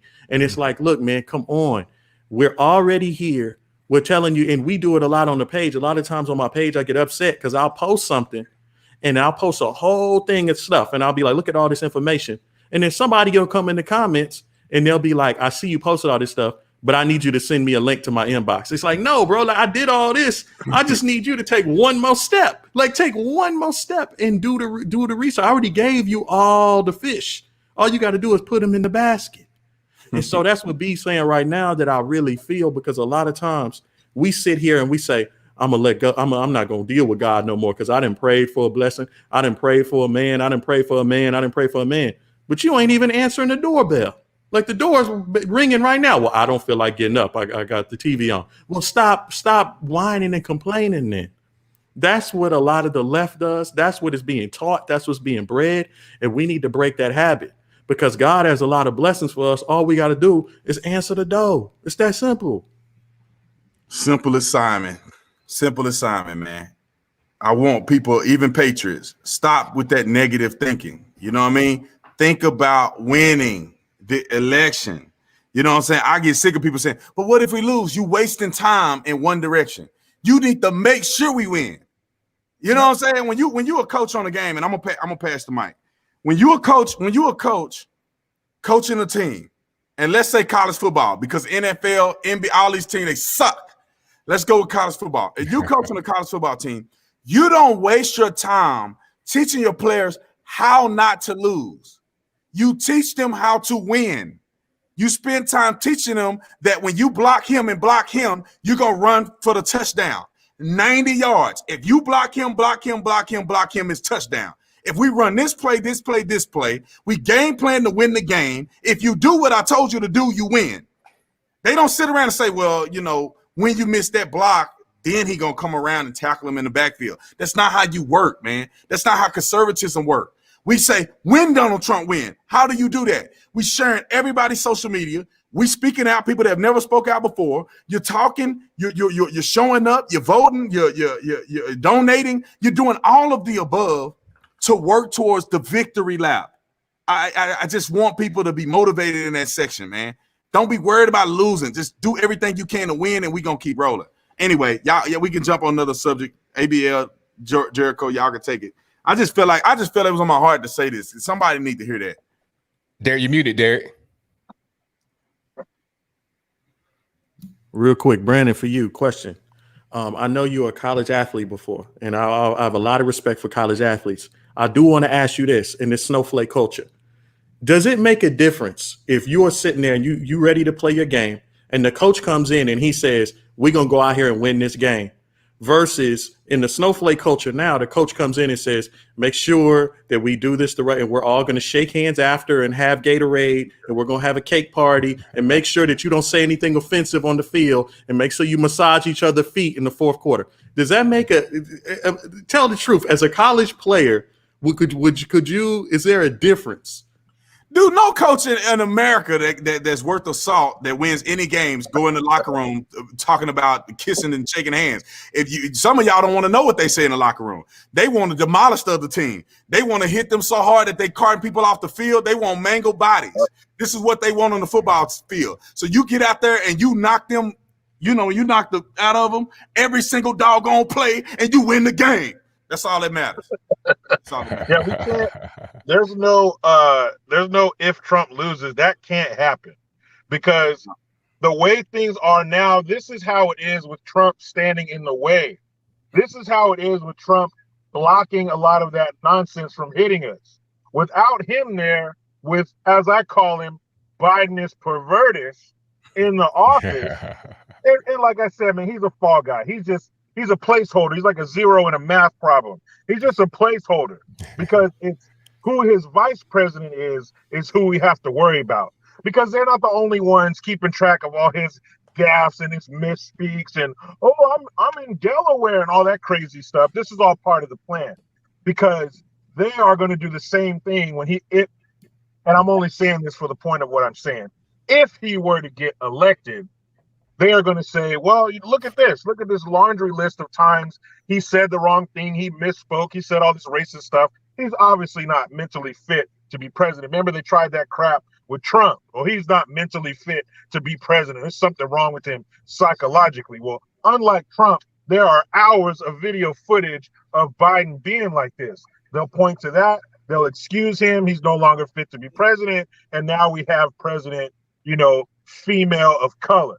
That's just all part of their plan. I don't believe that Biden is this mumbling, bumbling, butterscotch candy sucking old man. This is just part of their plan. The stupider he gets, the weirder he gets, they love it, because it's going to make it that much easier in their mind when they win to brush him off, push him off into the sunset, to the nursing home. I really believe that now, does Biden believe what he's saying? Yeah, I believe so. But I also believe that he's just a placeholder. He's there temporarily. If we don't have Trump in office, man, I mean, I honestly, I shudder to think what this country would be like without Trump. So there is no if Trump loses. It's when he wins. We can't survive any other scenario. That has to be it, period. 100%. Somebody super chat. And well, first of all, I want to say thank you to everybody who super chatted. I didn't give y'all a shout out. A lot of y'all, see y'all coming through, man, but I can't answer everybody. We clearly in the conversation, so I can't answer you. But thank you anyway. We've seen it. I've been watching y'all come through. Thank everybody for joining the Tatum squad. ABL has a squad too. So join ABL squad. Go on this channel. Y'all need to go and follow everybody on this panel. B Tatum. Y'all, obviously, if y'all don't follow me, go follow me. ABL, Derek Gradinego just started his channel. Jericho Green channel is growing like weeds in my backyard right now. So y'all go on and make sure y'all subscribe to these brothers and show some love, man. All of us have a lot of input to say, and we all very different. I mean, Derek is like Keith Sweat, of the group. ABL is like the mathematician. Jericho Green is raw, uncut, unfiltered, and Brandon Tatum is the police officer that yell all the time. So y'all gonna get a plethora of perspectives. So make sure y'all go on and share. Somebody asked me a question about how best to support police. I'm gonna just give a quick take on that. It should be real quick. Just say thank you to police officers when you see them. You know, random acts of kindness. Get out their way. Move to the right when you see the sirens. Don't stop in the middle of the road. Don't cry like a baby. Move to the right. Let the police officers go and save people's lives. But when you do see them, and make sure you see them when they're in the grocery store or something. Don't try to catch them on the traffic stop and say, "Oh, officer, thank you for your service." You know, let them finish what they're doing. But just a thank you. It ain't got to be nothing crazy. Police officers go through hell all day long dealing with people at their worst. If they see a normal person and you say, "Thank you, officer, for your service," they may be a little tough around the edge and they may, "Oh, thank you, we appreciate it." On the inside, that feel good, man. That just gave them a little more juice to go on this next call and deal with these idiots. But let me give one more super chat. Let's see. Jen, thanks so much for the super chat. You guys are awesome. Respect from 60 miles north of Iowa. Appreciate it. Yeah, but I try to do that. There was something here in the city I live a few months back, and it was called Coffee with a Cop, and it was at a Starbucks on the east side of town, and I don't know if compelled is the right word. That may be a little much, but I felt a need to go there and talk to them because it's rare to have an opportunity to see police officers not doing police officer stuff. So these guys were out there, and I was talking to him, and the watch commander was there, and he said something that really put things in perspective. And this may not be the case with all police departments, but here it was, and it really enlightened me. He asked me, he said, "How many cops do you think are on a shift in this town at one given time?" And there are 150,000 people in the city of Salinas, California. And I said, I don't know, 20, 30? He said, 10.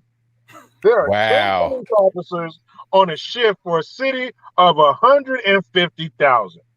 So these dudes are stretched thin. And nobody.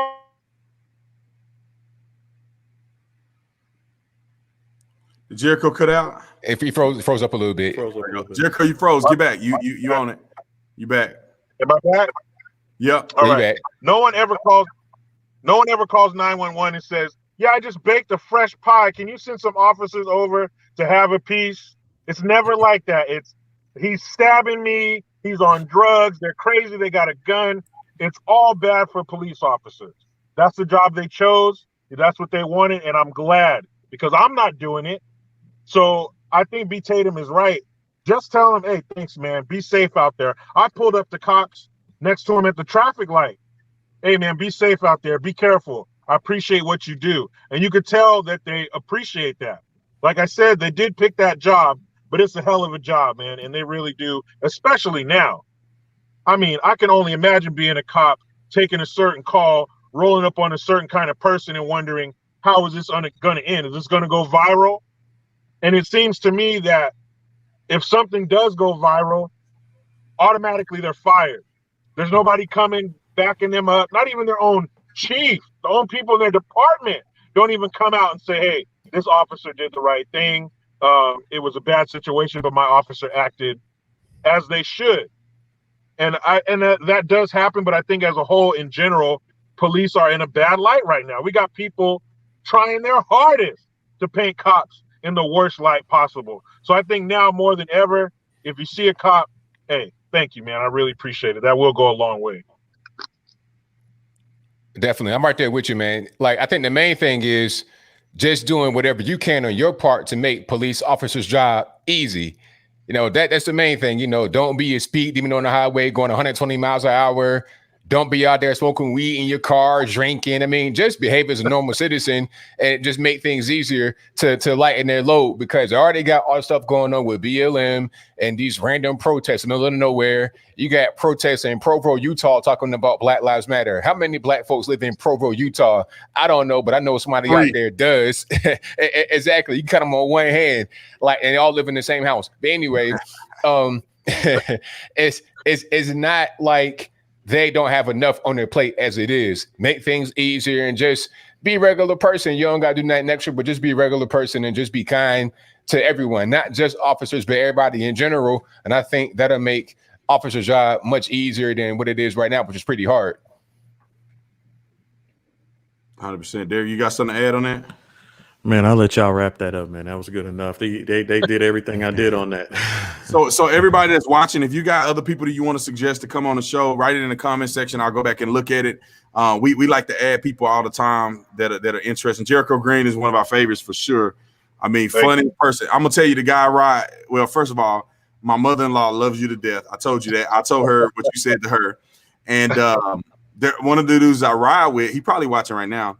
We ride bikes together. He was like, he called me. He said, "Hey man, Jericho Green guy, man. That dude you told me this to, dude, I love that guy, man. I love that guy." So shout out, man. And Derek channel growing. ABL about to catch me. So I need to make more videos than him.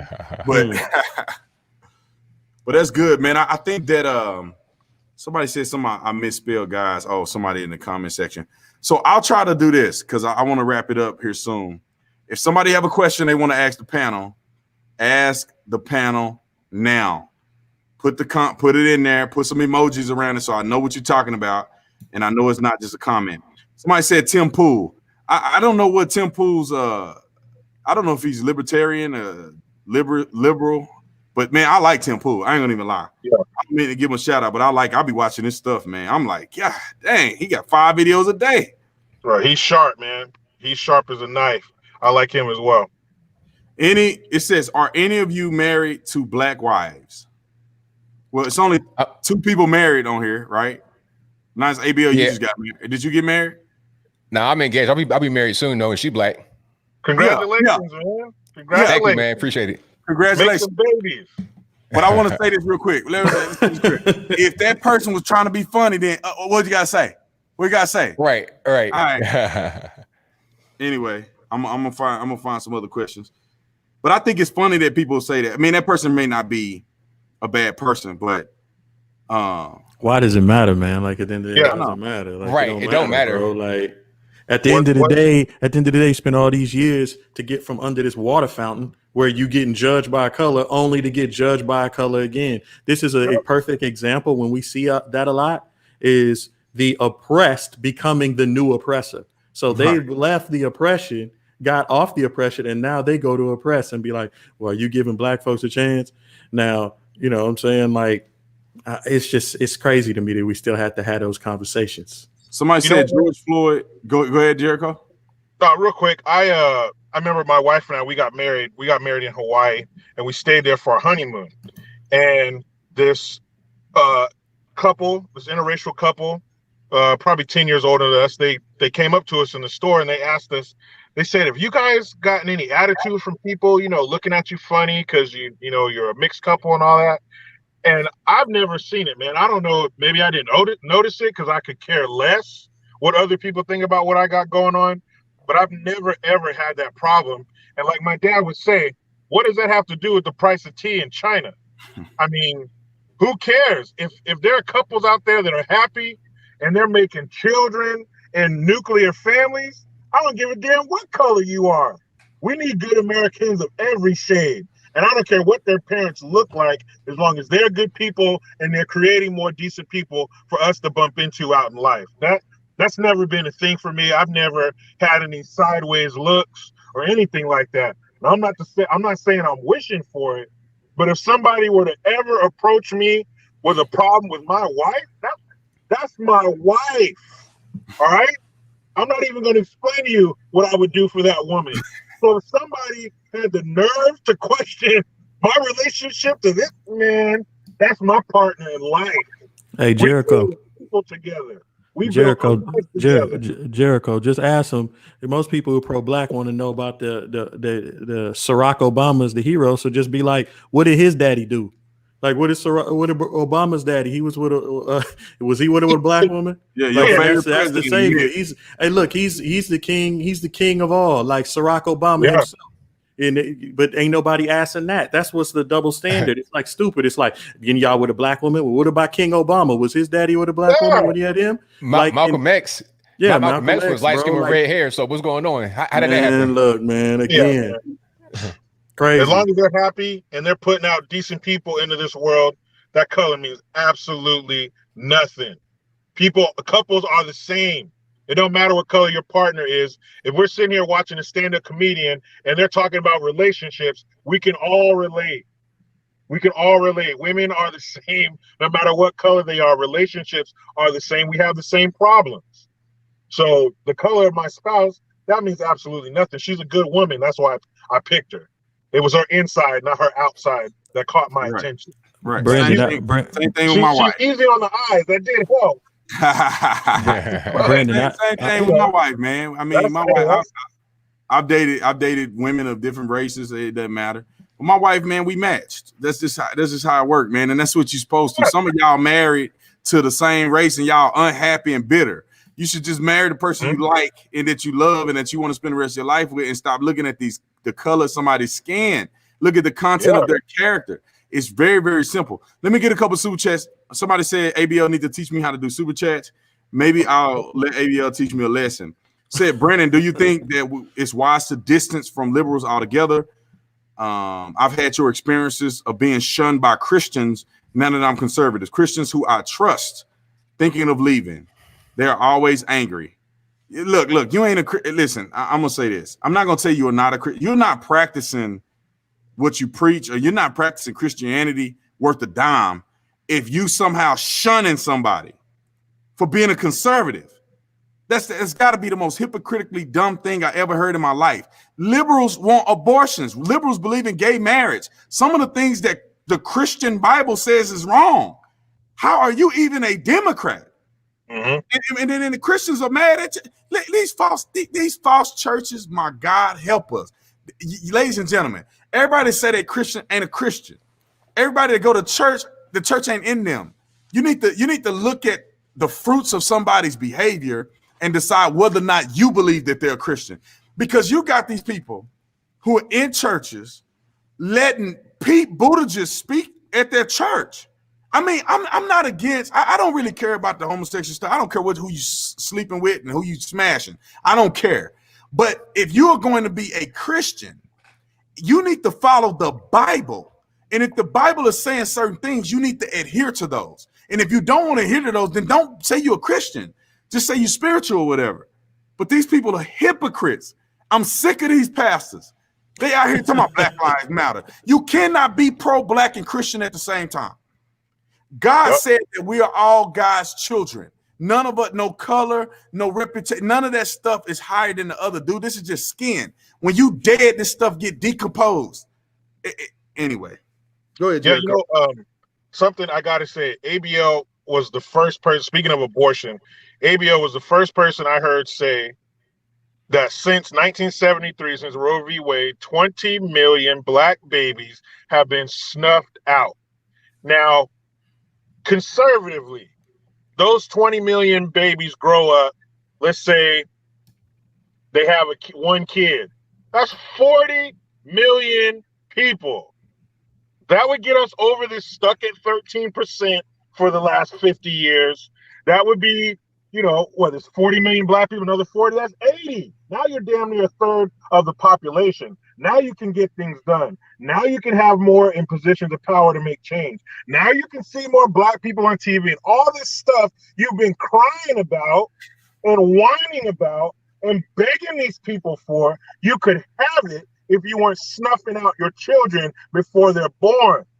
We can have what we ask for, what we say we want. We can have it. Stop killing these kids. That is insane to me.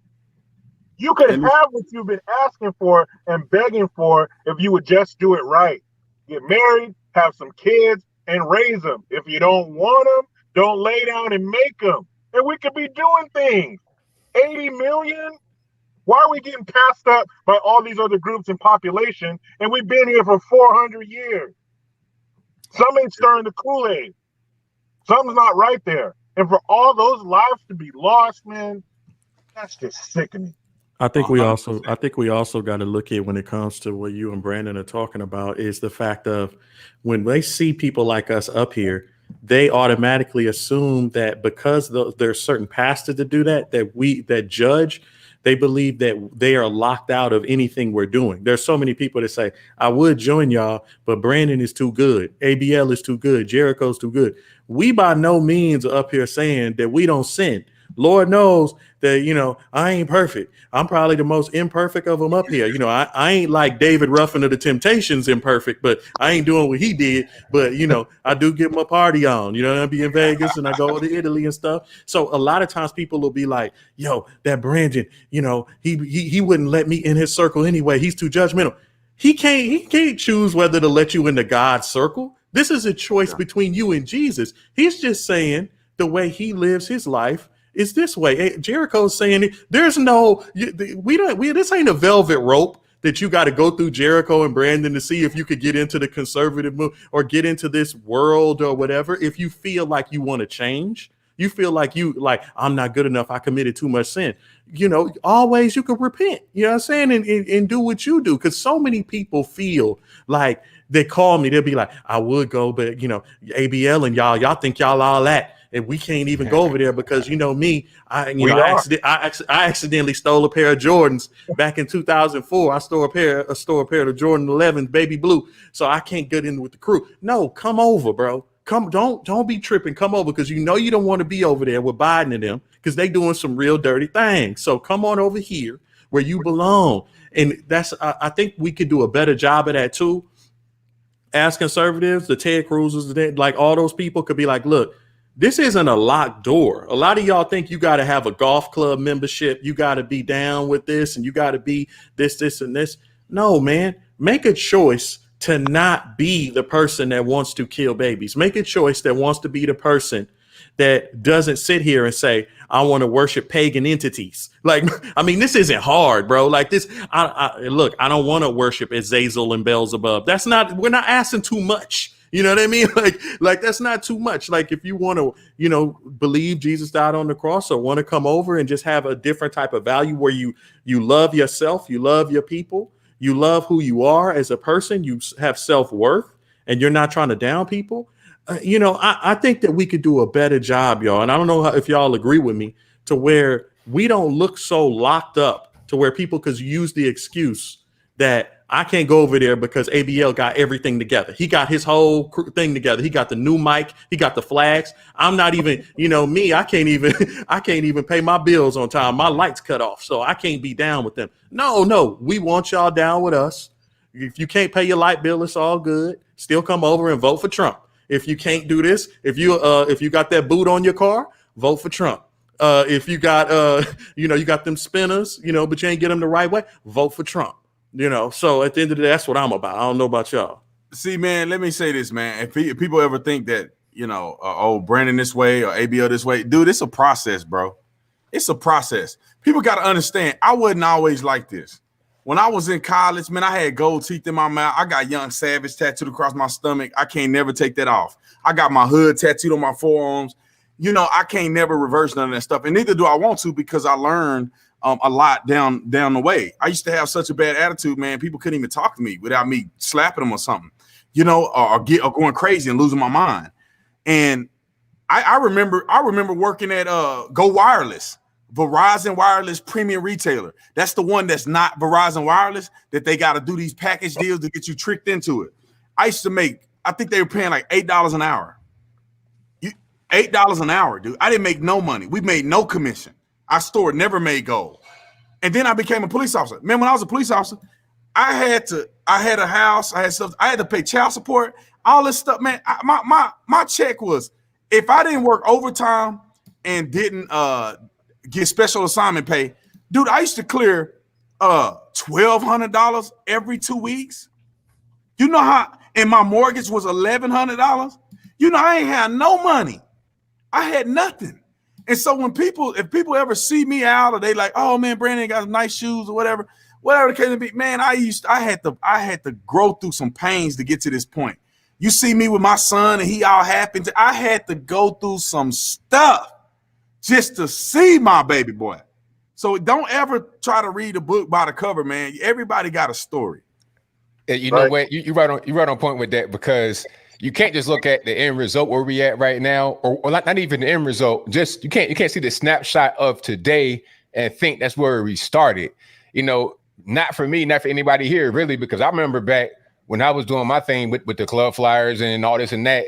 I mean, you're talking about a guy with no money. I think one year I made $18,000 the whole year, 18,000. You know, one time I was so broke, right? I was so broke with my business. Things just weren't going really good. And what happened was I was doing well for a time, and then things just kind of changed. When you're self-employed, it's up and down. So I was like 22 years, making like 40, 50. I'm doing pretty good coming from the hood, making like 50 grand a year on my own. I'm doing all right. I'm like 22. Then things started to kind of go down, and then it's just going down and down and down. And I'm broke. I sold my car. It got to the point where my rent was like $800, right? And I had $0 in the bank. But then I was able to hustle up some money and grind to get to like 780. But then I got my last $20. I already wrote my check for the rent. I'm like, man, I'm gonna make it. Because I know they don't check it until like the 7th. And I wrote it on the 5th. And I put it in a little slot. I'm like, okay, let me put a little $20 in my bank. I had to walk to the bank because I have no car. This is at night, 11 o'clock p.m. I walked. It's hot. It's a little bit rainy, to deposit $20 into my ATM just so I had enough to be able to clear the check.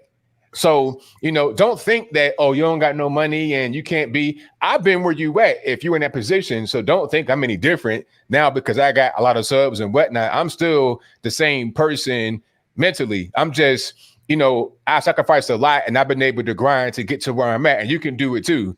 If Brandon did it, if all of us did it, then so can you. So don't feel discouraged. Bruh, let me tell you, man. I am the epitome. I am the embodiment of if I can do it, you can do it. Man, I've been so damn broke. I wasn't eating. I wasn't eating regularly. I was losing weight. My mom, obviously, I bounced back from that problem. But my mom called me and asked me, was I on drugs? What?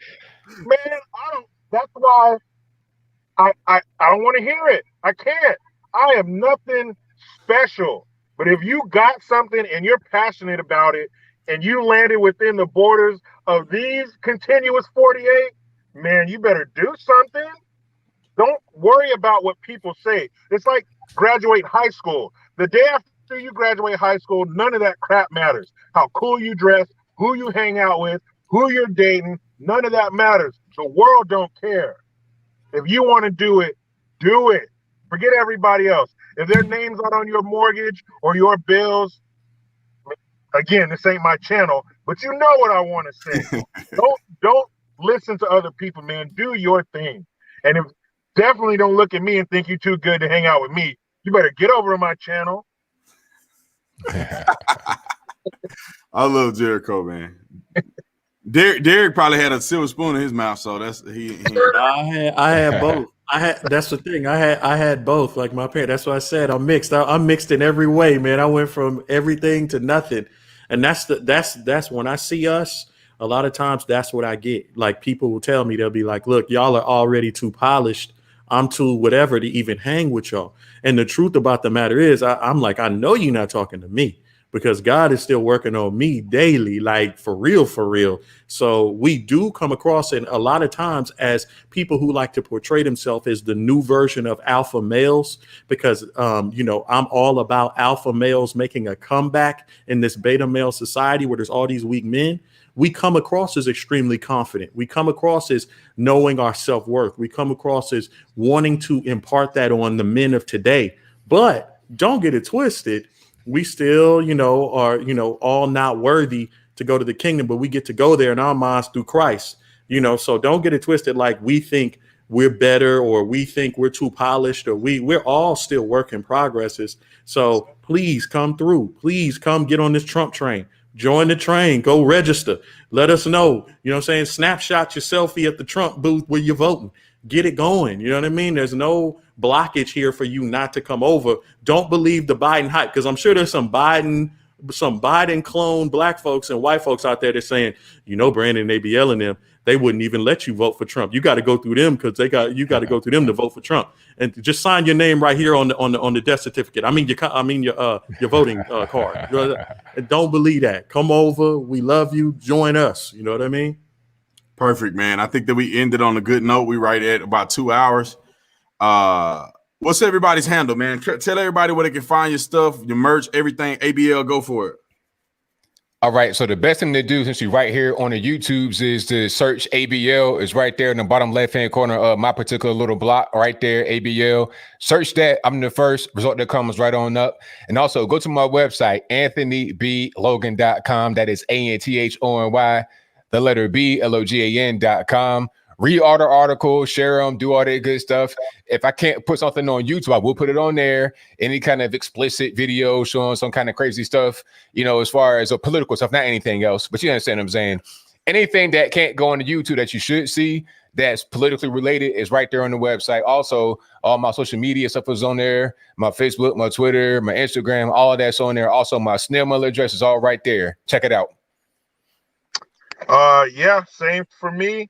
You see the name right there, Jericho Green. Search it, YouTube. I should be the first one that comes up. The links for my Teespring, PayPal, all that in the description box of my videos. I do have big things coming on the horizon. I'm hooking up with very powerful people, making things happen. Keep a lookout for that. And yeah, man, I try to post something every day. It's just me, on my way to the rat race, like we all are. So yeah. Come check it out, man. It's a little different. Raw and uncut. It's like, I think of Jericho Green's page is like what I want to say, but I have to. I don't use the curse words and I don't go all the way in. I kind of tighten it up. Jericho say what it is. So if you know what I'm thinking, Jericho saying it. you heard cuss like a sailor. Come see it. Derek, my boy Derek. I ain't gonna forget you today, Derek. Yeah, man, I appreciate that. So on Instagram, it's the same as you see on the screen. It's Derek Gradinigo. Facebook is the same on the screen, Derek Gradinigo. On Twitter, it's man, what happened? Did your thing? Dude, I put these soundproof pads in there, and I put the little sticky things. I'm gonna have to glue the sticky thing on the back because they just fell off the roof. That's funny. So on look, let me get back to business. On Twitter, it's at D, the initial, just the D Gradinigo on Twitter. And then I got the new YouTube channel. It's Derek Gradinigo. I want to thank everybody who's jumped on there in the last 2 weeks. I've got a tremendous amount of support for only being on there like 2 weeks. So I want to thank everybody. Again, that's Derek Gradinigo. You'll get a taste of everything on that channel. Like, it's not just politics. It'll be spirituality. It'll be a lot getting into alpha males versus beta males and trying to take the manhood back in this society. So come join me. Somebody said, ABL, I heard you rap last night. Were you rapping? I had about 4 bars. I had 4 bars. Did you freestyle or you wrote it? It was a written. I don't do no freestyles. I was back in my high school days.